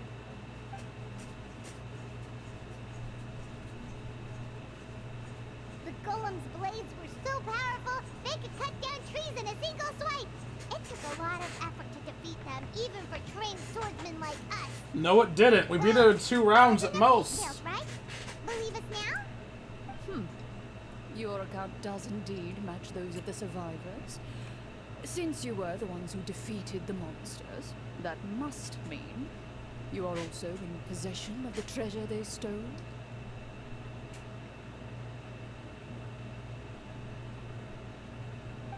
Well, we did take the treasure, but... How did he know about the treasure? Ah, then I must ask that you return it at once. It belongs to the kingdom. Wait, but didn't you just say that our great deed deserved a reward? Shouldn't the treasure be considered a part of that? Yes, that was indeed what I said. But you seem to have forgotten a very important distinction. Only that which is freely given by the king can be considered a reward. Taking the rightful wealth of a kingdom without said permission, on the other hand, is a crime. But that's completely unreasonable. Yeah, that makes no sense! If it weren't for us, the treasure would still be buried underground somewhere! Maybe so, yet the fact remains. You tried to dispose of the treasure without reporting it to the court and without receiving permission, yes? What, no answer? Surely you're not insinuating that you, a group of legendary Marechaussee hunters, sought to take the treasure for yourselves? Not for us, for your starving people. What about the king? Is he just gonna let this guy talk for him the whole time? Clad in his magnificent robe, the king remains seated, with his hands resting on either side of the throne. His posture is rigid and unmoving. He stares forward with an empty look in his eyes, completely unmoved by Is the events dude before him. alive? From the look of things, could the Prime Minister be the evil sorcerer? Or could both the King and the Prime Minister have fallen under the evil sorcerer's control? I would like to observe the number of guards stationed in the hall. The guards in the palace appear fully armed, their expressions solemn. Sensing the tense atmosphere in the room, they stand at the ready, each with a hand placed upon the hilt of their sword, You didn't say anyone as else. if prepared to draw their weapons and surround you at a moment's notice. Well, there goes my plan to turn We the asked for a upside number! down, I guess. How many? It appears we've been visited by nothing more than a group of ill-intentioned imposters. What a pity. Guards, take them away and throw them in the dungeons. Fight, fight, fight! Before I decide your fate, however, I must first determine whether you have any accomplices outside the court. Can't we try to slip away? Or maybe start some kind of riot? A riot's not But happening. if we try to fight the guards right now... Don't worry. At least we figured out who's behind all this. Let's just play it by ear. If you're scared, Paimon, just hold my hand.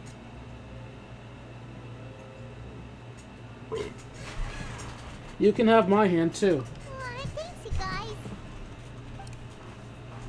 You allow yourself to be led away by guards surrounding you on both sides.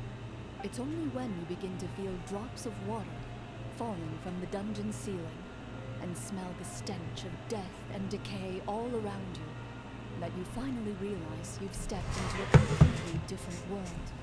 Stay here and don't try anything funny. The guards lock the cell door and leave without looking back.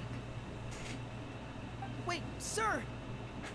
Your voice echoes through the dark hall, but the only response you receive is the sound of water dripping from the ceiling.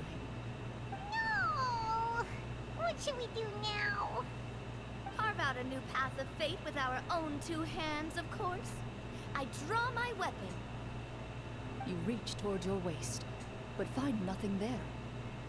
You now recall that your weapons were confiscated before the guards locked you in the cell. The bag of treasure along with them. What about that knife I hid in my boot? When did you hide it in there? When I was thinking about digging a tunnel. Rejected. You failed to inform the GM of this course of action. Moreover, the guards would have conducted a thorough search before throwing you in prison. And the keys to the cell aren't anywhere to be seen? Correct. You don't even feel a lock hole on the cell door.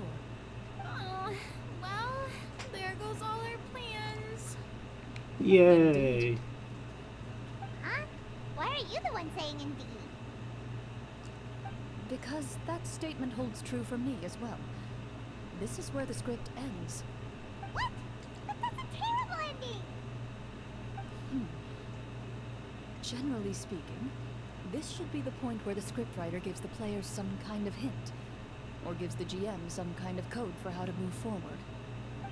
I mean, maybe they just really wanted us to be immersed in the feeling of being in prison? Like, they'll only show us the way out once we've grown truly and utterly desperate? That is a possibility. If only there were desserts and tea in real prison. Oh, wait, guess that's kind of how the Fortress of Merope works if you're lucky.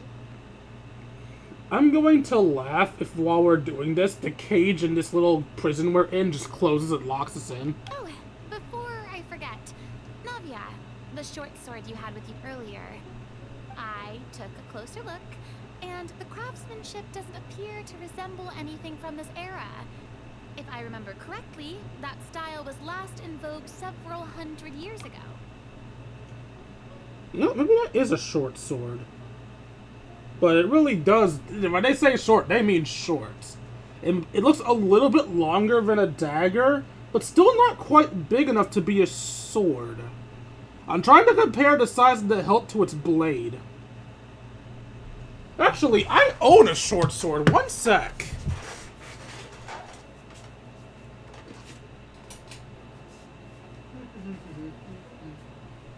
Where are you, little guy? You should be in here.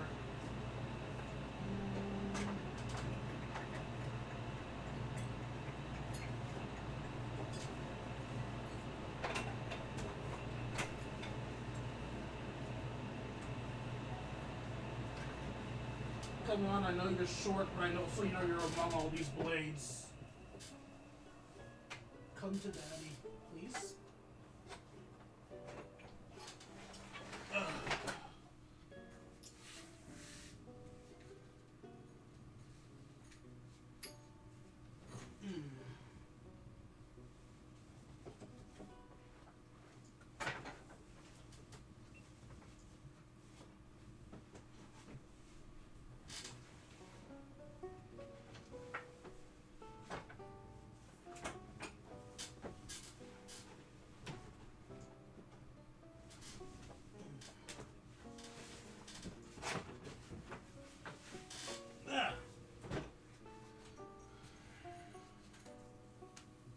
Fuck, when did you chip?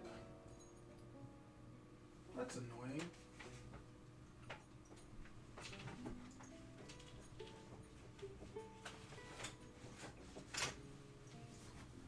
Never mind. I wanted to be fun and compare its size to my short swords, but my short swords seem to be missing. Only my regular size swords are here.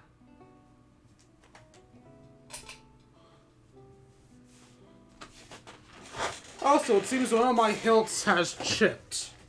Not one of my hilts. One of my, Actually, yes, one of my hilts. Wait. Fuck. Sheaths. Scabbards. That's what it's called. My scabbard. One of my scabbards is chipped. I'm very annoyed right now. But yeah, I can't compare this thing to my short sword. Still convinced it's not long enough to be a short sword, though. Wait. Clorinde said that sword used to belong to her master, right? Does that mean her master has been alive that long? I doubt it. The way she went about things often made her seem childish more than anything. I'd say that the sword was most likely an heirloom passed down over time. Hang on. A precious heirloom passed down to you by your master. And you gave it to me just like that? You weren't worried I might lose it? Master left many things to me when she disappeared. There was the sword, an old key, and a good amount of junk she probably just didn't want to take with her. I gave you the sword back then, because I didn't want our friendship to end. Wait, When did this happen exactly? After the duel between Mr. Callis and myself. Well, fuck. Before that, Clorinde would have meals with us and even stay over at the Spina some days. She was on great terms with Papa as well. After the duel, though, there was a period of time where we simply didn't know how to face each other. She entrusted this sword to me, and never came back. We were both sad, and conflicted, and totally overthinking everything as a result.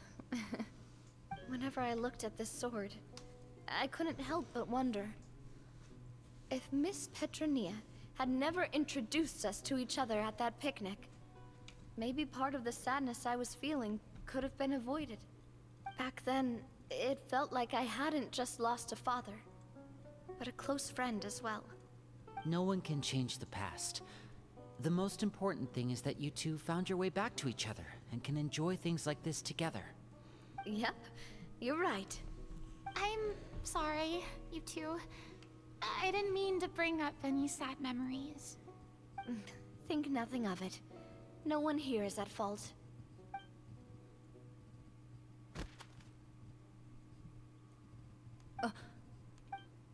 Was I right? Did we just get locked in?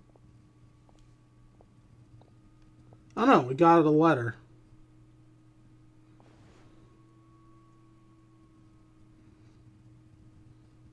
Oh, looks like the next part of our script is here. Perfect timing. The situation was really starting to get desperate. And not just because of the prison thing. From Clarenne's face, I really can't tell if it's good news or bad news. It speaks to professionalism as a senior GM. Maintaining a poker face takes true skill. Water continues to drip from the ceiling. In this lightless dungeon, you lack a reliable way to tell how much time has passed. Eventually, you get used to the unpleasant odor of straw, mold, and rust, and find yourselves alternating between fits of drowsiness and despair.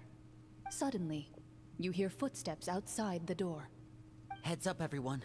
Someone's coming. I think it's the guard I healed Gather earlier. close, everyone, and keep your voice down.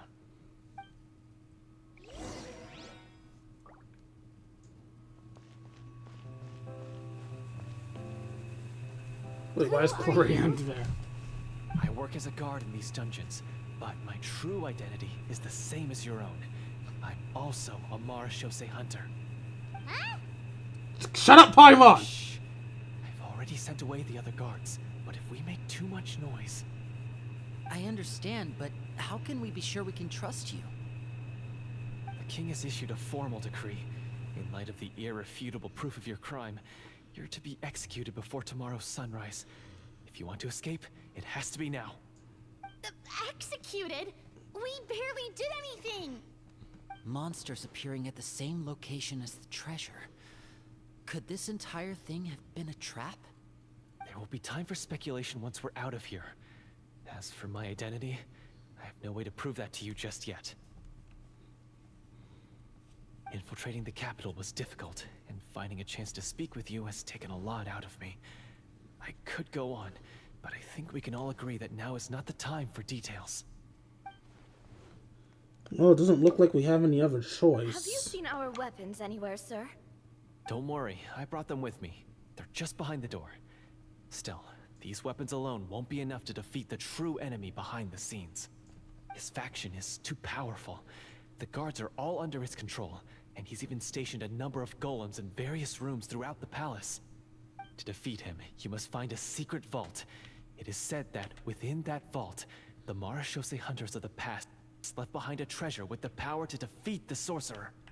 You're not coming with us? No, I'll remain in the dungeons to deal with the guards. I'll try my best to distract them so they don't go after you. As long as my identity is not revealed, I'll be able to aid you when the final battle comes. In that case, please stay safe. Thank you for your concern. I will do my utmost. As for the location of the vault, here, This map should lead you there. You forgot to open the door.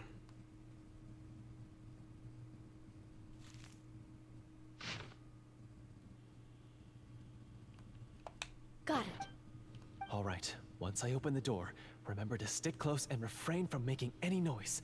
I'll lead you out of here as quickly as possible. You now have the chance to restore the honor and legacy of the Mara Shosei Hunters. So please, get out there and reclaim what's ours. And be sure to exercise caution. With the help of the guard, you successfully escape the dungeons. Your sense of despair and anxiety both seem to fade as you continue your quest.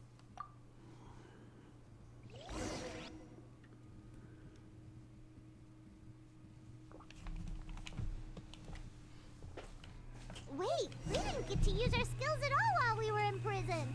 Who knows when we're gonna get the chance to use that cool summon spell? That is a pity, but we can only continue to move forward.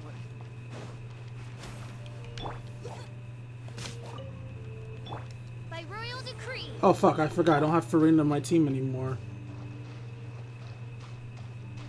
Luckily, this isn't a swimming bit of water. Look for the objective in this area.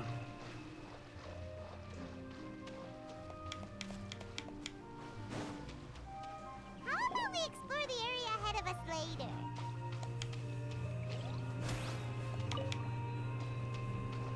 Wasn't it supposed to be at the beach?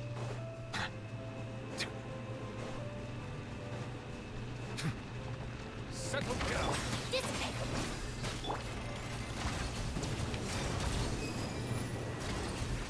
Let the mighty be humble.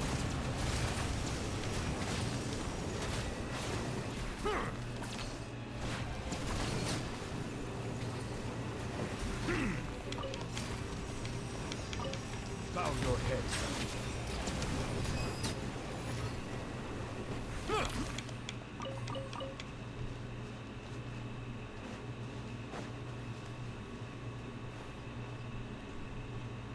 This should be the place marked on the map. This bit of rock certainly looks suspicious. Well, I'd say an investigation's in order then. Plus, if all else fails, we can just blow it up. I guess all else failed. Wow, you really meant that. Before you lies a serene stretch of open water, its surface shimmering a brilliant shade of sapphire blue.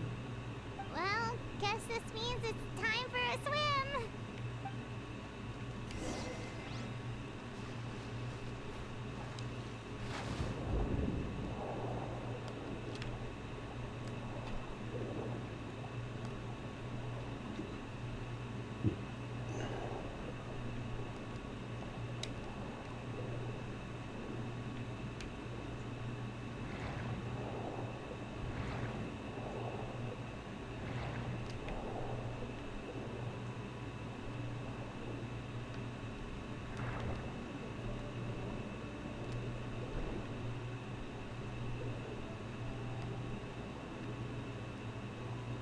Wait, where am I supposed to go?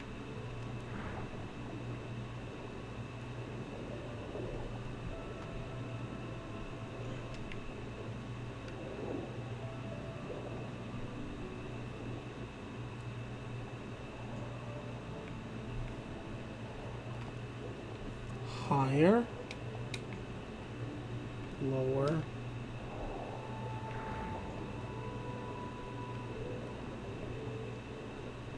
Where am I going?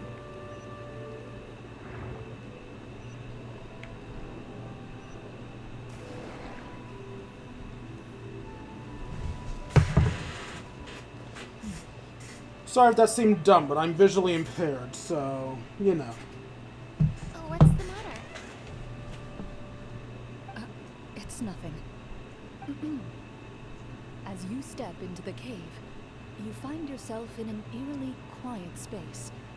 Before you lies a narrow passageway that appears to trail off endlessly into the distance.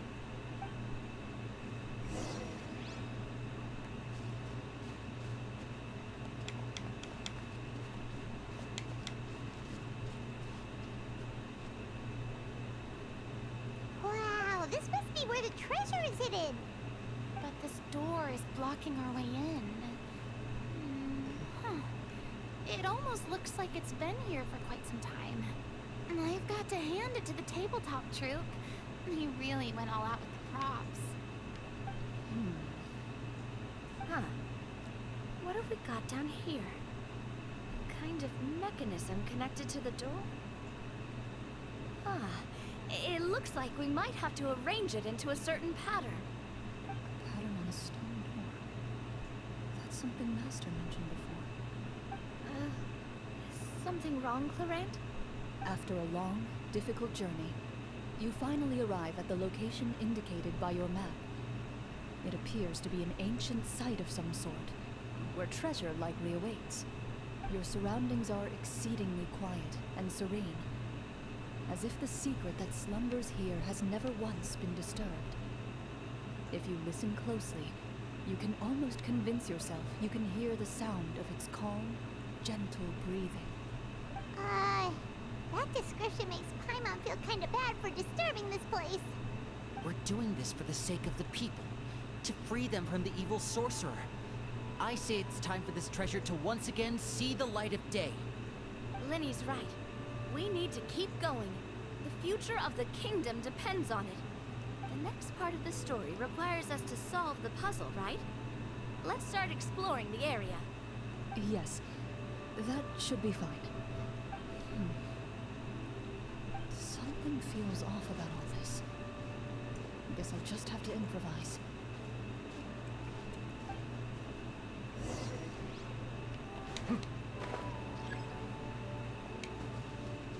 Wait for our companions to progress. Okay.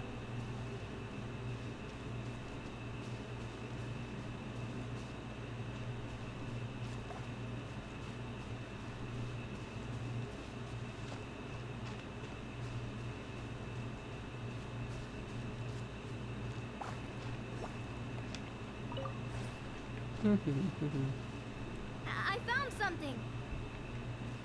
Over to Navia. Found something here, too.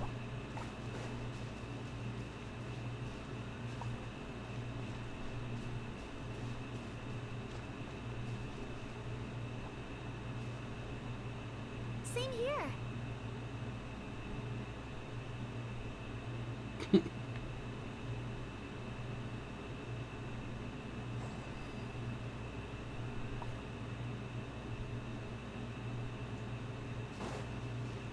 Why is this one not in the circle?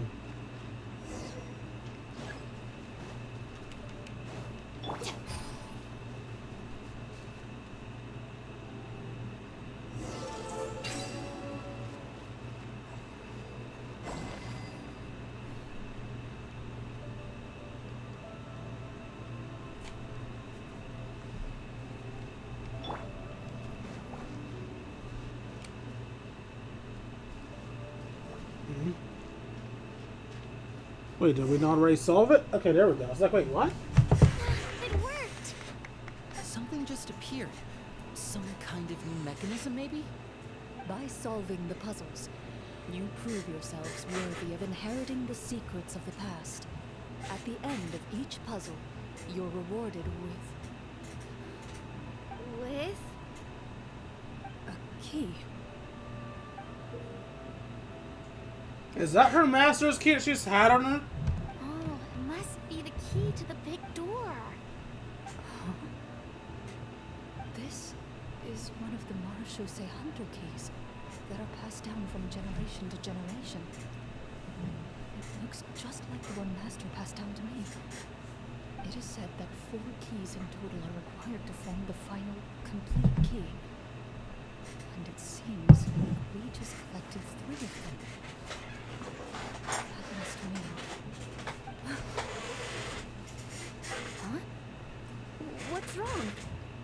You hear a few strange noises. Suddenly, all the torches in the ruin go out at once. Huh? What's going on? Did we fall into another trap? For the sake of immersion, please close your eyes, everyone. Without the torches, the space is now completely dark, and you cannot see anything.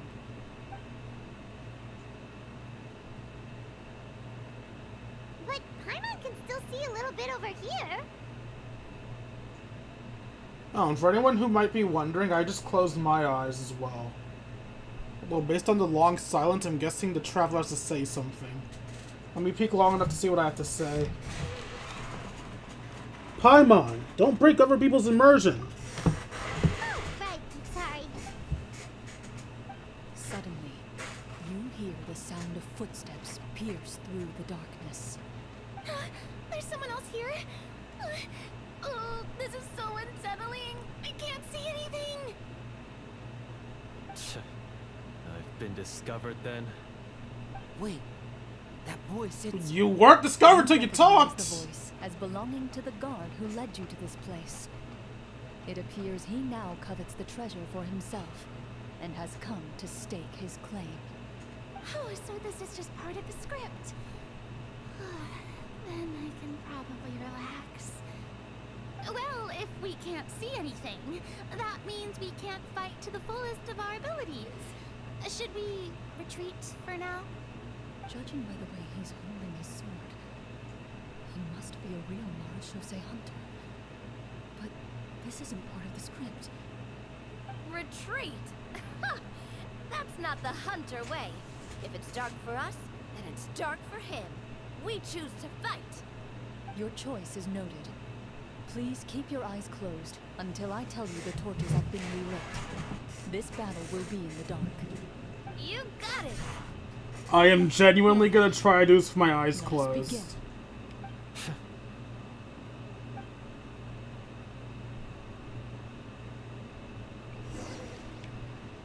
Ready.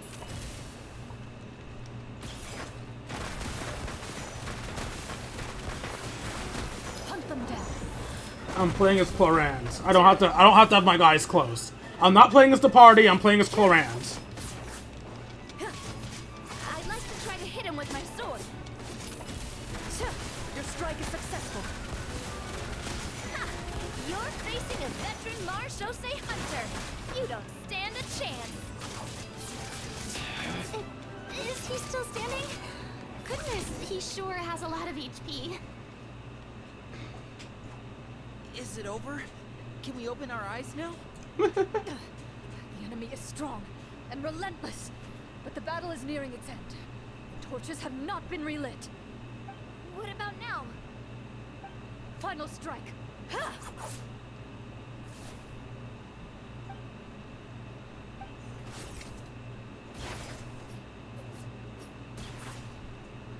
Nice.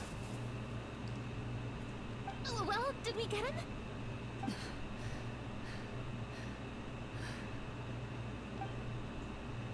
Why isn't she answering? Clorinde? Warm fire flickers across the walls once more. Your vision is now clear. In an impressive display of courage, the four of you successfully defeat the uninvited guest. That look in his eyes. It's like he became an entirely different person as soon as I defeated him. Huh? Mr. Florian? Oh, wait. We're supposed to be role-playing. I should stay in character. Speak your name, guard. Why did you lead us here just to betray us? Is this treasure really more important to you than bringing peace to the kingdom? What kingdom? What peace? Those were nothing but lies. I, Florian, am a true Marashose hunter, descended from hunters of ages past. So he's also using his real name. Or, wait, was that the name of his character from the very beginning? Then I'm even more confused. If you truly are a Marashose hunter, shouldn't you want to help us just like you said before?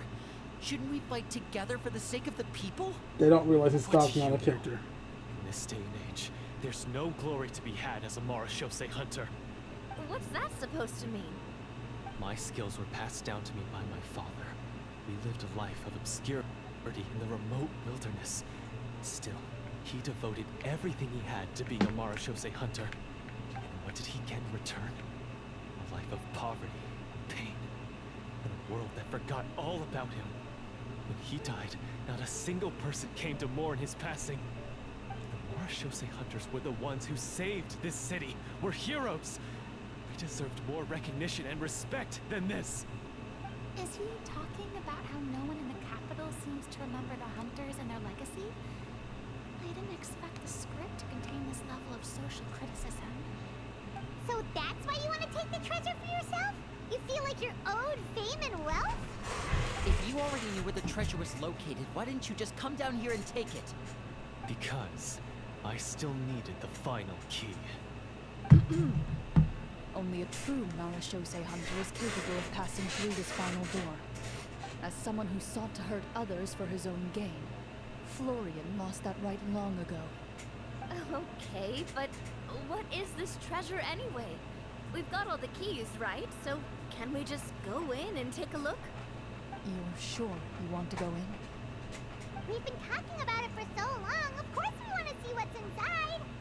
And we've already defeated Florian, right? So he won't try to take it from us anymore.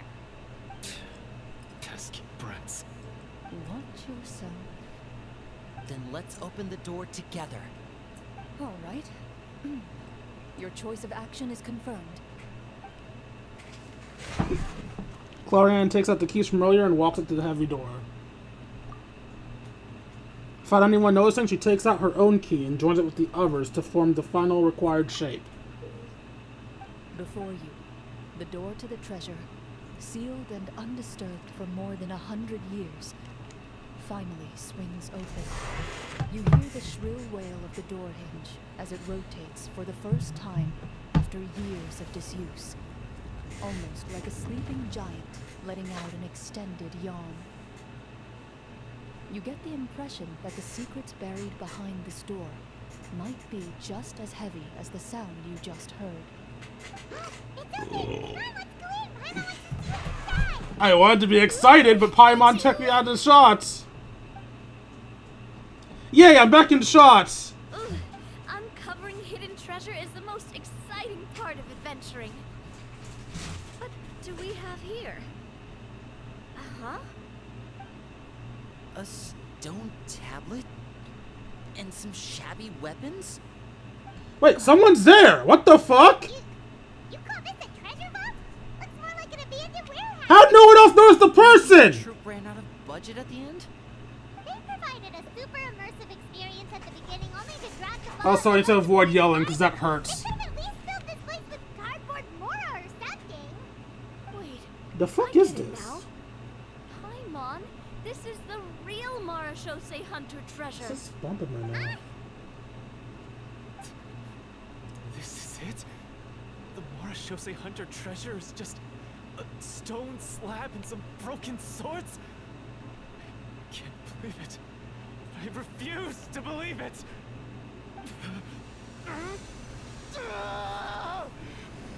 Whoa, Was he possessed by darkness? What?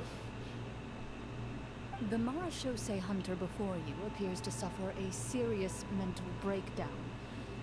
He needs to leave the room for a moment to collect himself. One of you seems to understand the significance of the treasure already.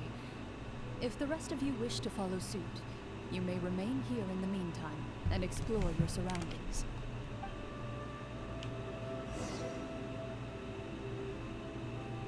Talk to Florian in the distance. Is he up here? Yeah.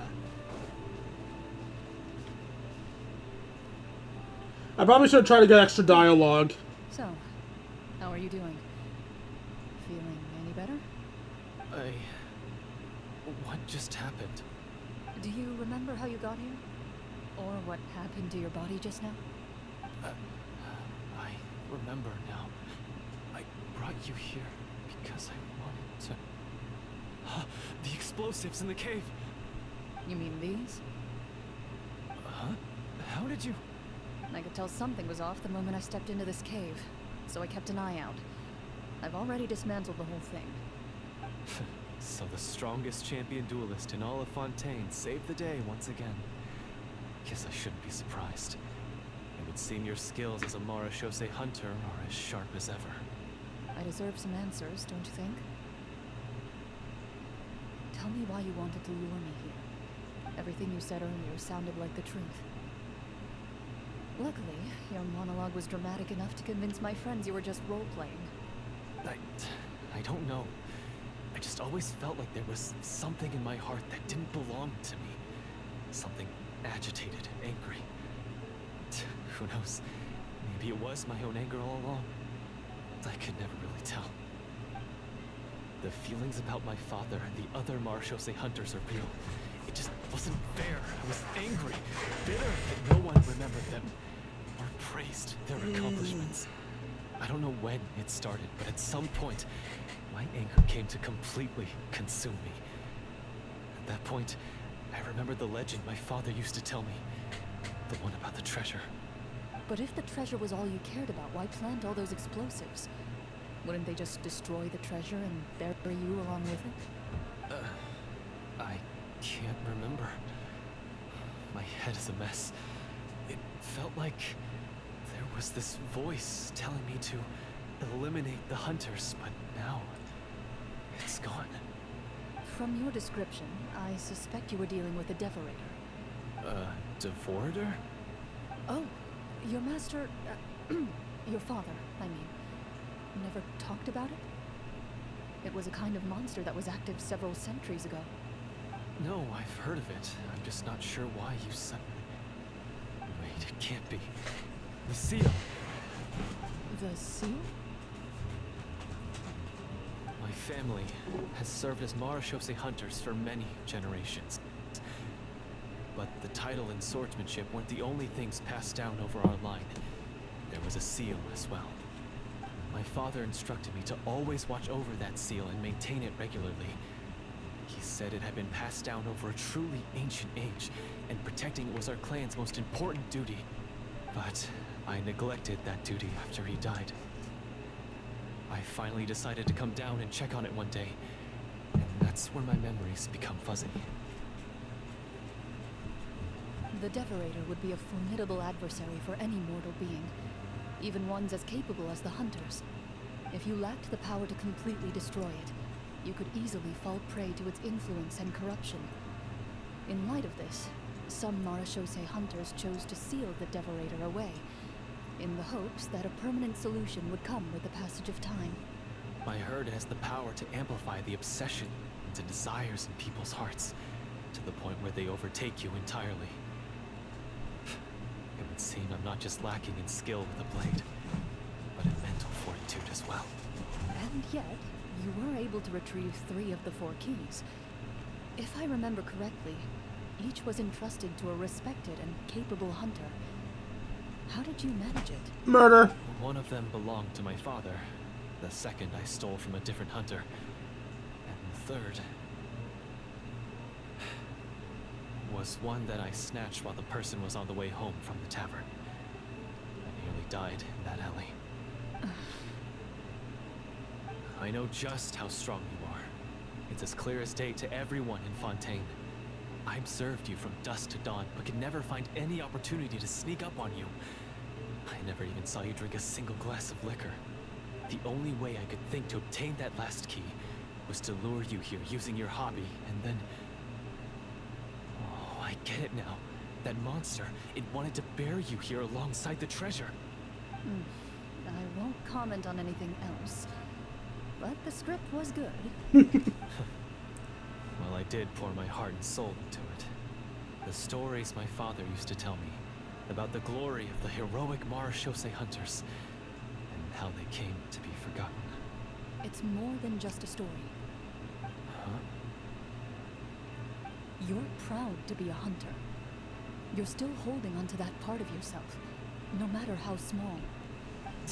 I have done so many despicable things. I have nothing to be proud of. Then explain the purpose of the evil sorcerer in your story.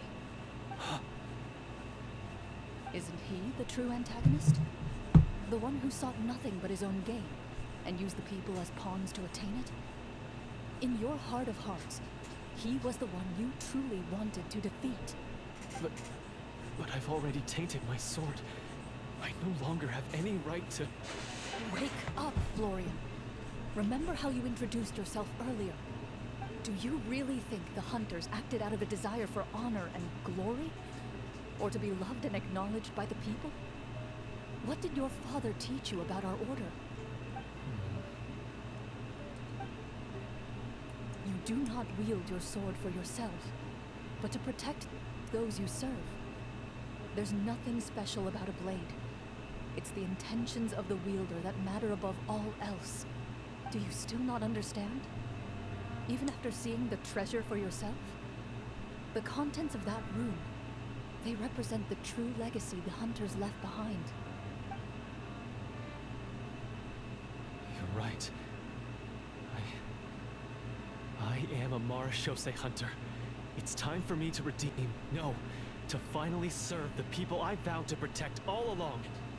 I wouldn't be so quick to push aside the need for redemption. I know. That's a charge I won't bother to defend myself against. Good. Then, come with me.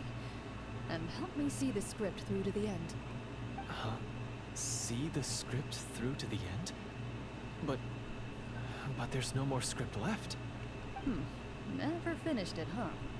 No, I mean, I wrote the script with the sole purpose of luring you all here. There was no reason to write beyond this point. Then we'll just have to keep writing it. The evil sorcerer still needs to be defeated. You mean the Devorator? Are you saying I have to make up the rest of the script as we go along? Yep. Is that really so hard? You've already written most of it. Surely you can write an ending where the hunters win and justice prevails. I'll be there to help you too. You aren't afraid your party will fall into danger? I know what my friends are capable of, and they're all quite skilled. Besides, I need their help. Then, are you going to tell them the truth about all this? I don't intend to spoil the fun. Sometimes, protecting dreams and fantasies is more important than exposing the truth. Don't you think?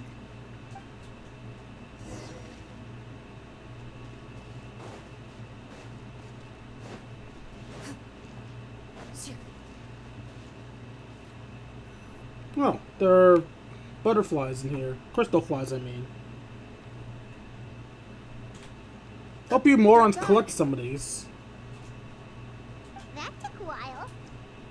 Ahem!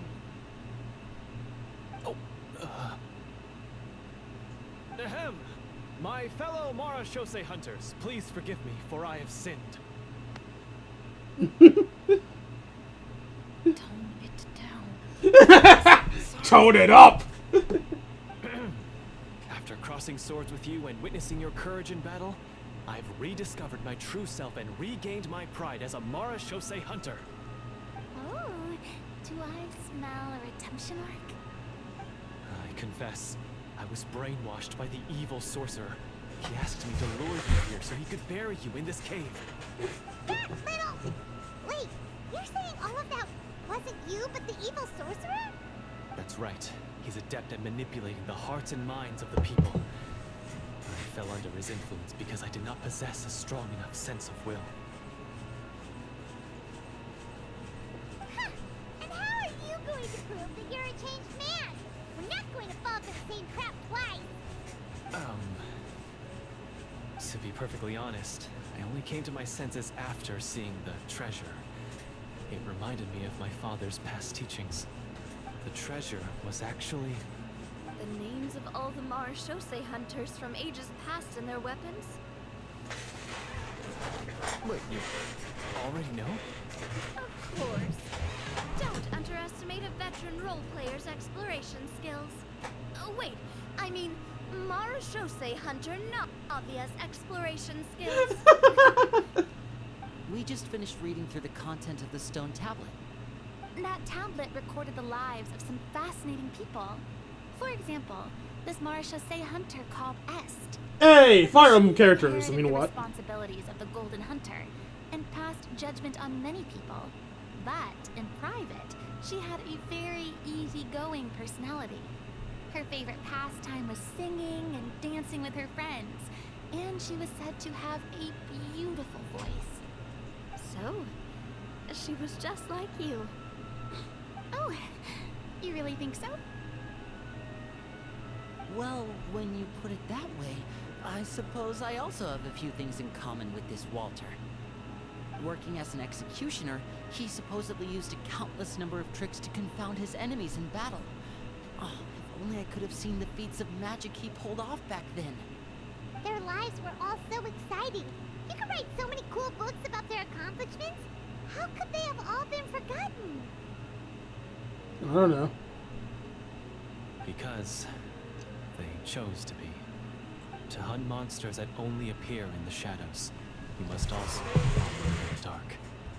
To be a Marashose hunter is to willingly give up on wealth and fame. Twitch, how dare you close This yourself? stone tablet must have been left behind by their companions. That's right. Few Marashose hunters ever revealed their identity to the public. They always protected the city from the shadows.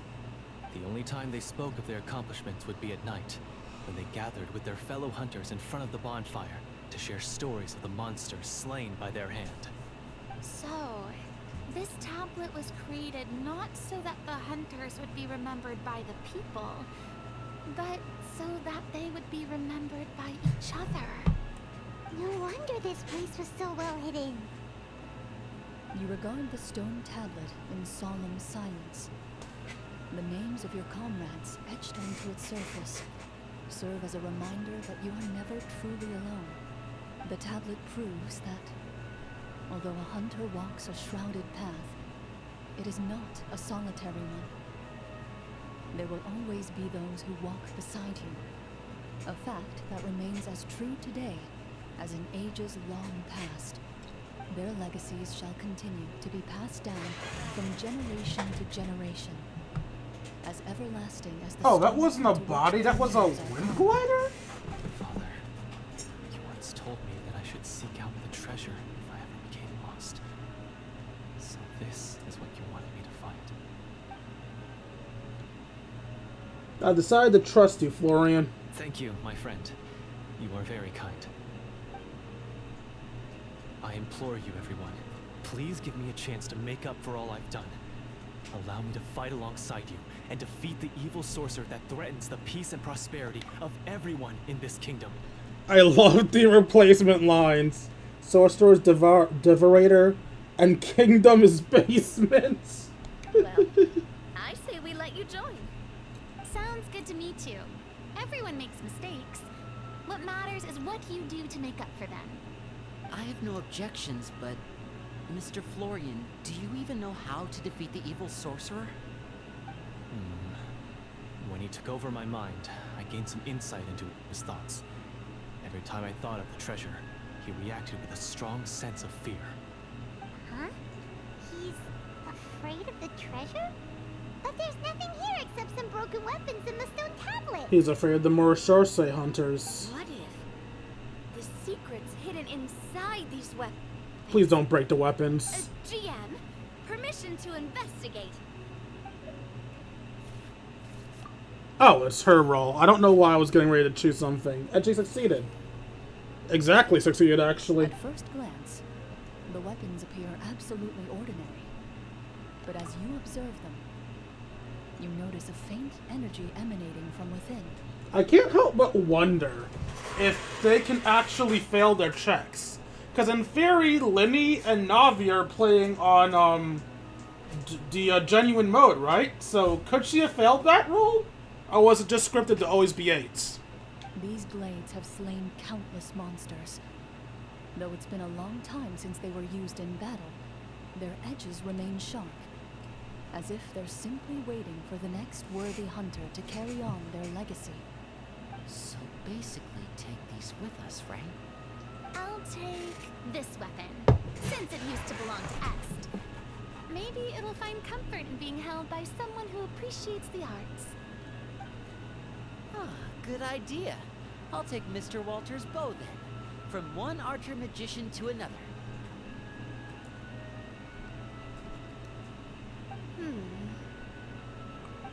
Paimon's gonna pick a cool weapon too. You don't even fight! I'm guessing I'll choose a sword and she'll choose a book. You can almost feel the will of past hunters coursing through your being. It's a feeling of courage, determination, a silent vow passed down from generation to generation, that says, eradicate the monsters, no matter the cost. Oh, I wanted to see what Paimon picked up. Mr. Florian, do you know where to find the evil sorcerer? I was able to see his surroundings when our minds were connected. I believe he's currently hiding out at the church in the kingdom. We must be extremely careful. He's spent so long living among monsters that he's now taken the form of one. He will not be easily defeated. Then why don't we explore some more and try to find some higher level gear? We don't want to just fight him and lose, right? Oh, no, we have to strike now. He was greatly weakened when I managed to break out of his control. If we let him rest, he might have time to escape. I agree with Mr. Florian. We've got to act while we have the advantage. Don't forget, the people of the capital are counting on us. Yeah, now that we've got a plan, there's no point in waiting. The longer this drags on, the worse it will be for everybody. Yes, that's what's called... Taking the initiative. Yes, that's exactly right. Alright, you've persuaded Paimon. Don't steal my jokes. Please, lead the way. Of course. Follow me. He had to set up so many scenes today. Now he has to join in for this last part. I really don't envy his job. Oh, you don't know the half of it. Also, what's with your lower eyelids? You decide to slay the evil sorcerer and bring peace back to the kingdom once and for all. As you walk away, you feel the gaze of the stone tablet at your back, as if all the hunters of the past are wishing you success in the battle ahead and awaiting your triumphant return. Please let me go back.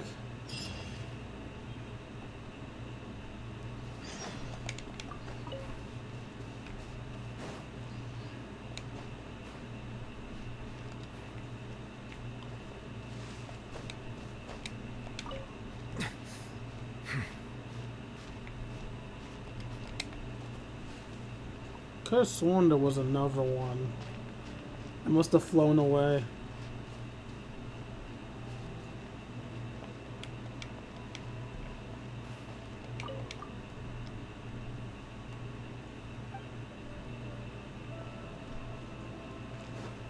Alright, well, I got some crystal flies.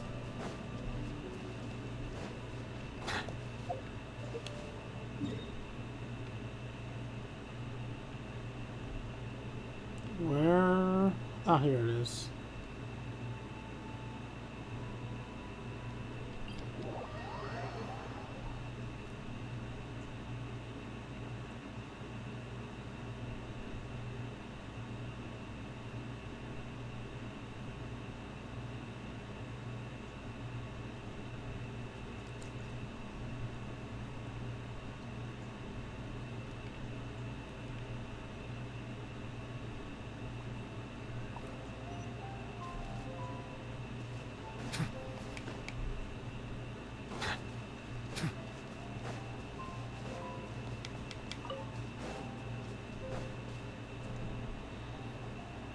Finally, you arrive at the church Florian described.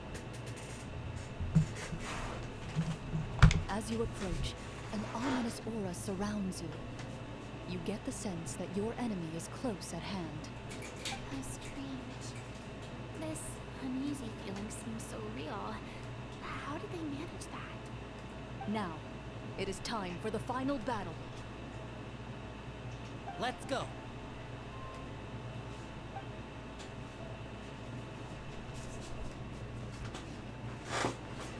Florian, wait. What's wrong? I think you should wait outside. You've already been corrupted by the Devorator once. It could easily re-enter your mind and take control of your body. I don't think it's a good idea for you to be this close. If it corrupts you again, it's possible you might take on a new form entirely. That's exactly why I have to go. Why I should be at the very front. You mean... Yes. I intend to lure it into my body. That's too risky. If things get out of hand, I might have to kill you. Do you understand how dangerous this is? I understand, but if I do this, you'll have a clear and visible target. The Devorator will have a hard time passing up the chance to enter a body it knows how to control. You won't have to worry about any of your friends being taken over. You're not like me, Miss Clorinde. You're a just and powerful Marechaussee hunter. The monster broke free due to my error. It's only right that I shoulder the responsibility for its destruction. This is something that I have to do. Consider it a duel to restore my honor. My only request is that you give it your all.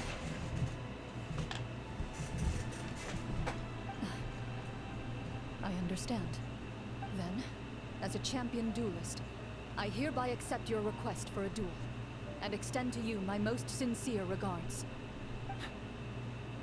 Thank you. The battle is now upon us. Let the Devorator once again tremble under the blade of the Marechaussee hunters.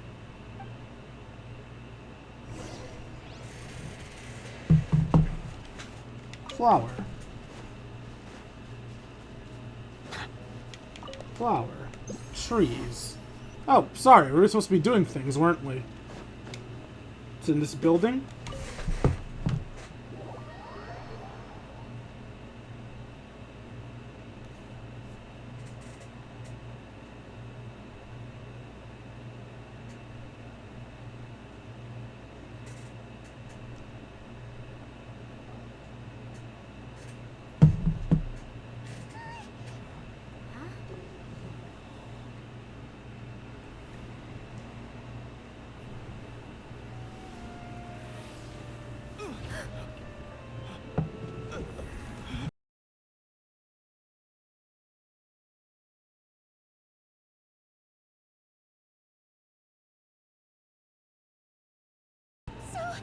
So lifelike.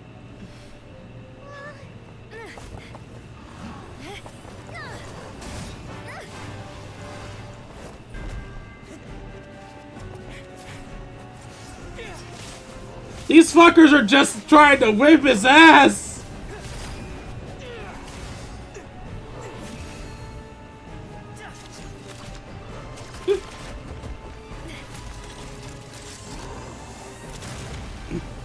Fuck!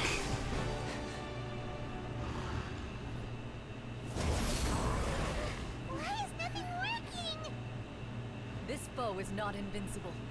You hold the treasure, the power to defeat it, in your own two hands. The treasure? You mean... The names. It's the Marechaussee hunters' names. How are we supposed to... You forget, Paimon? There's still one skill we saved until the very end. I want to see Paimon's weapon! But to aid the people whenever they are summoned. Walter the Marechaussee Hunter, master of 1,000 tricks, executioner of the Phantom Hunters. I call for aid! Oh, that's so cool! Est, the Marechaussee Hunter, inheritor of Cassiodor's will, judge of the Shadow Hunters. Answer my call! I want to hear the other ones' names too! The other swordsman's obviously mine. Protector of justice and order. The hunter I respect the most. Oh! Thank you for saving my friend, the best one I'll ever know. Please, lend us your strength. Well, it's time to see who her master is. Also, it wasn't Child's master. We have come to answer your summons.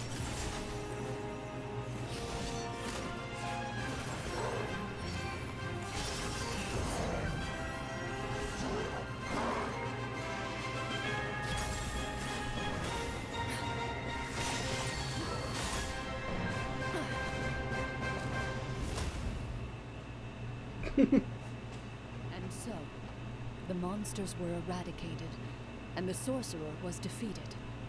Peace soon returned to the capital. Those in the court, manipulated by the sorcerer, also recognized the errors of their ways. Some remembered the names of the heroes who saved their kingdom, but others simply continued their lives none the wiser. Such is the story of the Marechaussee Hunters. They pursue the phantoms in the darkness and exterminate all who pose a threat. They will always protect the city and those within it, even should all memory of their accomplishments be forgotten by the very people they serve. I am assuming we've finally reached the end of the script. Yes, you've reached one of the better endings. It's a pretty solid story overall. I thought it was just an ordinary adventure at first, but the further we got into it, the more impressed I became with the production and the plot. That final battle especially. All the effects were super realistic. Right, yeah, totally. So she caught on at least. I'm assuming all the fighters caught on. That's a really good point. Yep, the fighters caught I on. expected the weapons we picked up from that vault would have that kind of effect. Yeah, mine nearly scared the daylights out of me when it started glowing. I took a good look at it after we got out, but I don't think it ever lit up again. Oh, we should probably give these props back, right? I'll just leave mine here. Did you have a good time? Of course. Let me know if another script like this comes around. Sure, no problem. Then I'll head back for now. I think I need some time to fully digest everything that just happened. Once Mr. Florian is awake, please pass on my regards to him. He must be extremely exhausted to pass up cold like that. You're right. He's had a lot to deal with. Well, see you all some other time. Toodaloo. Now the hour's gonna be like, oh, so what the fuck just happened? Okay, so, can I ask now, I think it should be fine, yeah. what in the world was going on back there? So you saw through all of that?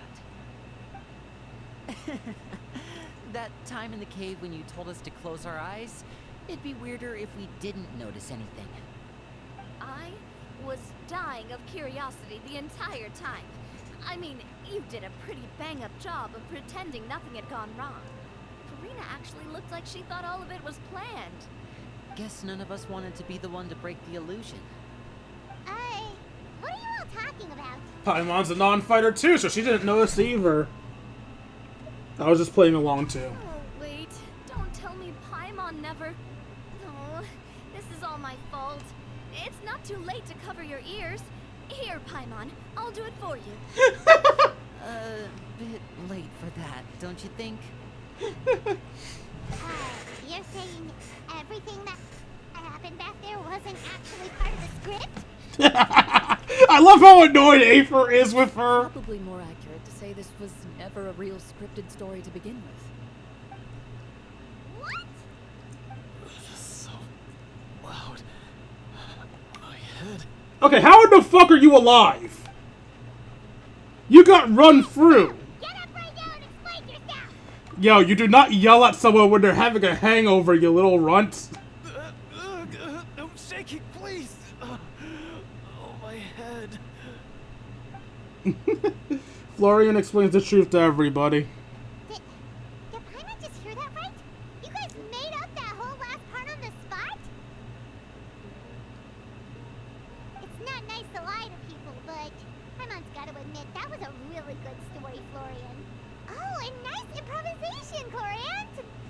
Yeah, it was like watching a magician improvise a spectacular magic trick after forgetting an important prop. If Paimon knew something was wrong with that bug, she would have floated straight in the opposite direction. Everything was under control. As if you've ever described a situation as being out of control. I'm pretty sure any situation you consider to be easy to handle would scare a reasonable person half to death. Guess I'm just used to it. You must run into a lot of unexpected situations then. That explains why you're so good at coming up with things on the spot. As for you, Florian, I know there's no excuse for what I did. I'll turn myself into the guards at once, confess my crimes, and accept any punishment that comes my way. I would say you've already suffered more than enough. Yeah, you almost died. What? You may have been blinded by fame and fortune in the beginning, but your actions during the final battle had proven you to be a true Marechaussee hunter. You'll be far more used to the city above ground than below. Your job as a hunter is more important. But... Of course, you'll still need to take the keys and pay a personal visit to the 2 hunters you wronged. Prepare to accept any terms they give you as well. Yes, of course. As far as I'm concerned, though, your showing in the duel was enough to prove your honor. Then I'll do exactly as you said. I'll go return those 2 keys right now. Thank you so much, everyone. I'll do my best to prove myself worthy of the second chance you've given me. I swear this on my name and honor as a Marechaussee hunter. You know, it's kind of weird that the keys lead to the names of the other Marechaussee hunters when you require all the hunters there to open it. It kind of means the whole find it when you're lost thing is worthless, 'cause unless you can steal from the other hunters or get all the hunters to go, yeah, sure, random depressed dude, we'll let you see the names. You'll never be able to fucking see the thing. It's just, it's weird that they're all needed to open the damn thing. Until we meet again, everyone.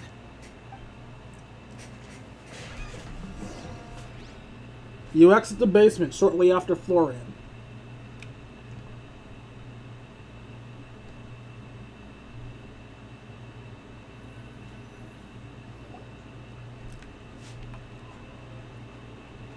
Speaking of Marechaussee hunters, what should we do about the treasure in that cave? Leave it be. Are you sure? We could show it to people, make it so that the hunters are remembered. Don't you want that? No. Every name on that tablet made the same choice. All hunters know what the path entails. I am no exception. My identity as a Marechaussee hunter is not something I need people to remember. I wish only to be recognized as a champion duelist. Nothing more. You make it sound like that's a sacrifice. It fucking isn't. Your name is still highly praised and in the record books. People will give you shit for existing. You have sacrificed nothing. That's certainly very different from the path of a magician. Still, I admire your decision. Wait, I just remembered something.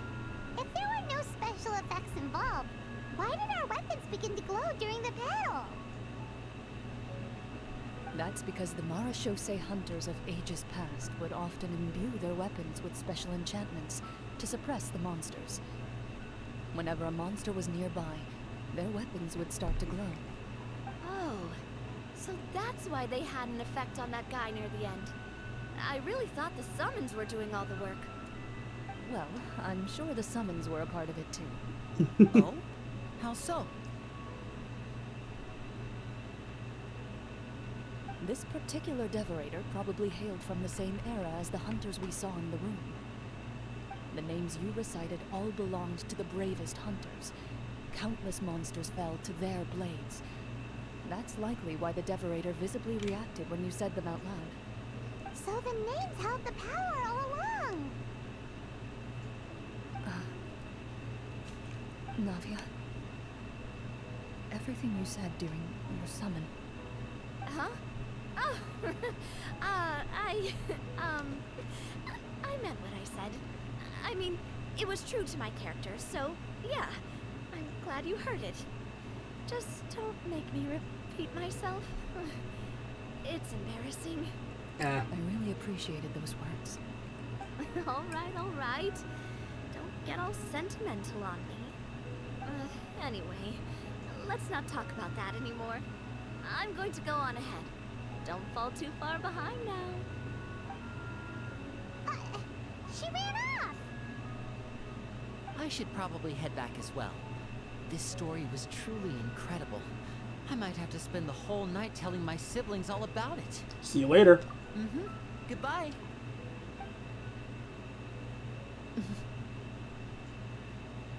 Traveler, should your name and deeds be forgotten, what do you think the significance of your journey will be?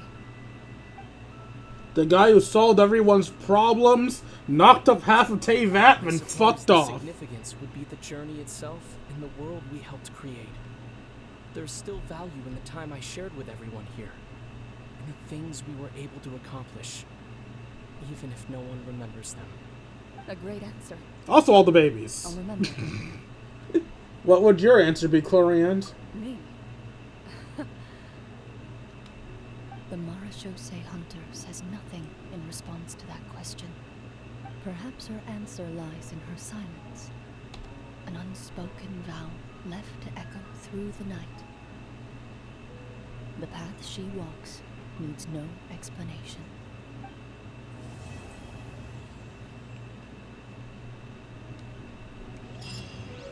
So, I have a question.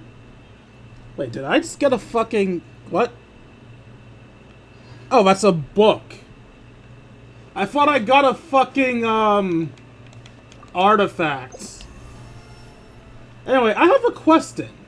When, Navia did her summon, at first I thought that was the name of Cloriande's master, but then Cloriande stood in the spot. Which could just be her taking the spot of a false illusion, but at the same time, it's her clothes that changed. Or got shiny, so... Was that Cloriande's master's name? She just mimicked her master's movements in sync with them? Or is Clorinde a fake name? Or is Cloriande's Marachose Hunter name a fake name? I'm not sure either way, but I am mildly confused by that, and wish to understand what the hell happened. So if anyone has any answers, be it in the Twitch chat or in the YouTube comments, do let me know. I got a friend request? Cake. I'm going to assume Cake is someone that was watching the stream, because I have no clue why else I would suddenly have a friend request. Sure, Cake, I'll be your friend. I don't know who you are or when your friend requested me, but I'll be your friend.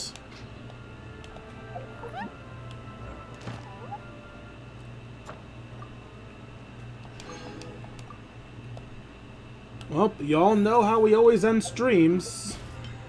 Why am I going here? Ad Astra. Give me my last primos. Give me my freemos.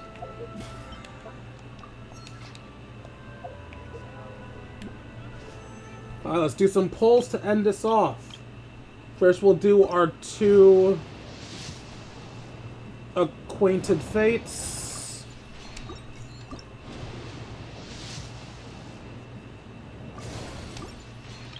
Then we'll do our intertwined fates and primos.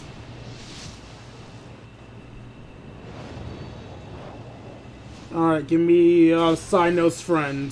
Nope, that's not Sino's friend.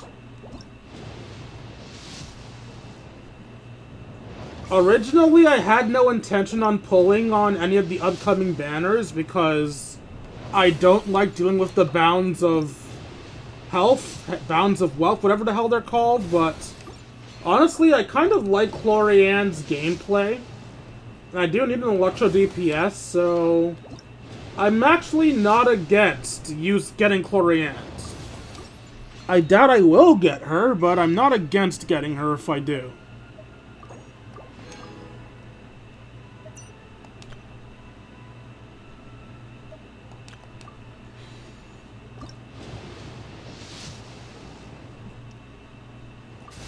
Well, if I am getting her, it's not today. What's in the box? Is it the end of this stream? Hope you guys enjoyed this stream, much as I enjoyed meeting for you all. If you want to see more of my content, you can find me at youtube.com/KingD353. Again, that's youtube.com/KingD353. The scenery here is wonderful. I've landed the perfect job. Shut up, please. When I'm not re-uploading streams, I'm uploading episodes of, well, many different things. You have to check out the YouTube and find out. Also, if you feel I deserve it, you can donate to me at buymeacoffee.com/KingD353.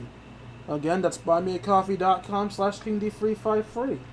Every donation is appreciated. For as a dollar, you can join my personal Discord. We can chat, play video games, share memes, and have ourselves a grand old time. Like, comment, and subscribe, and I'll see all you beautiful people later. Deuces, Kingdom.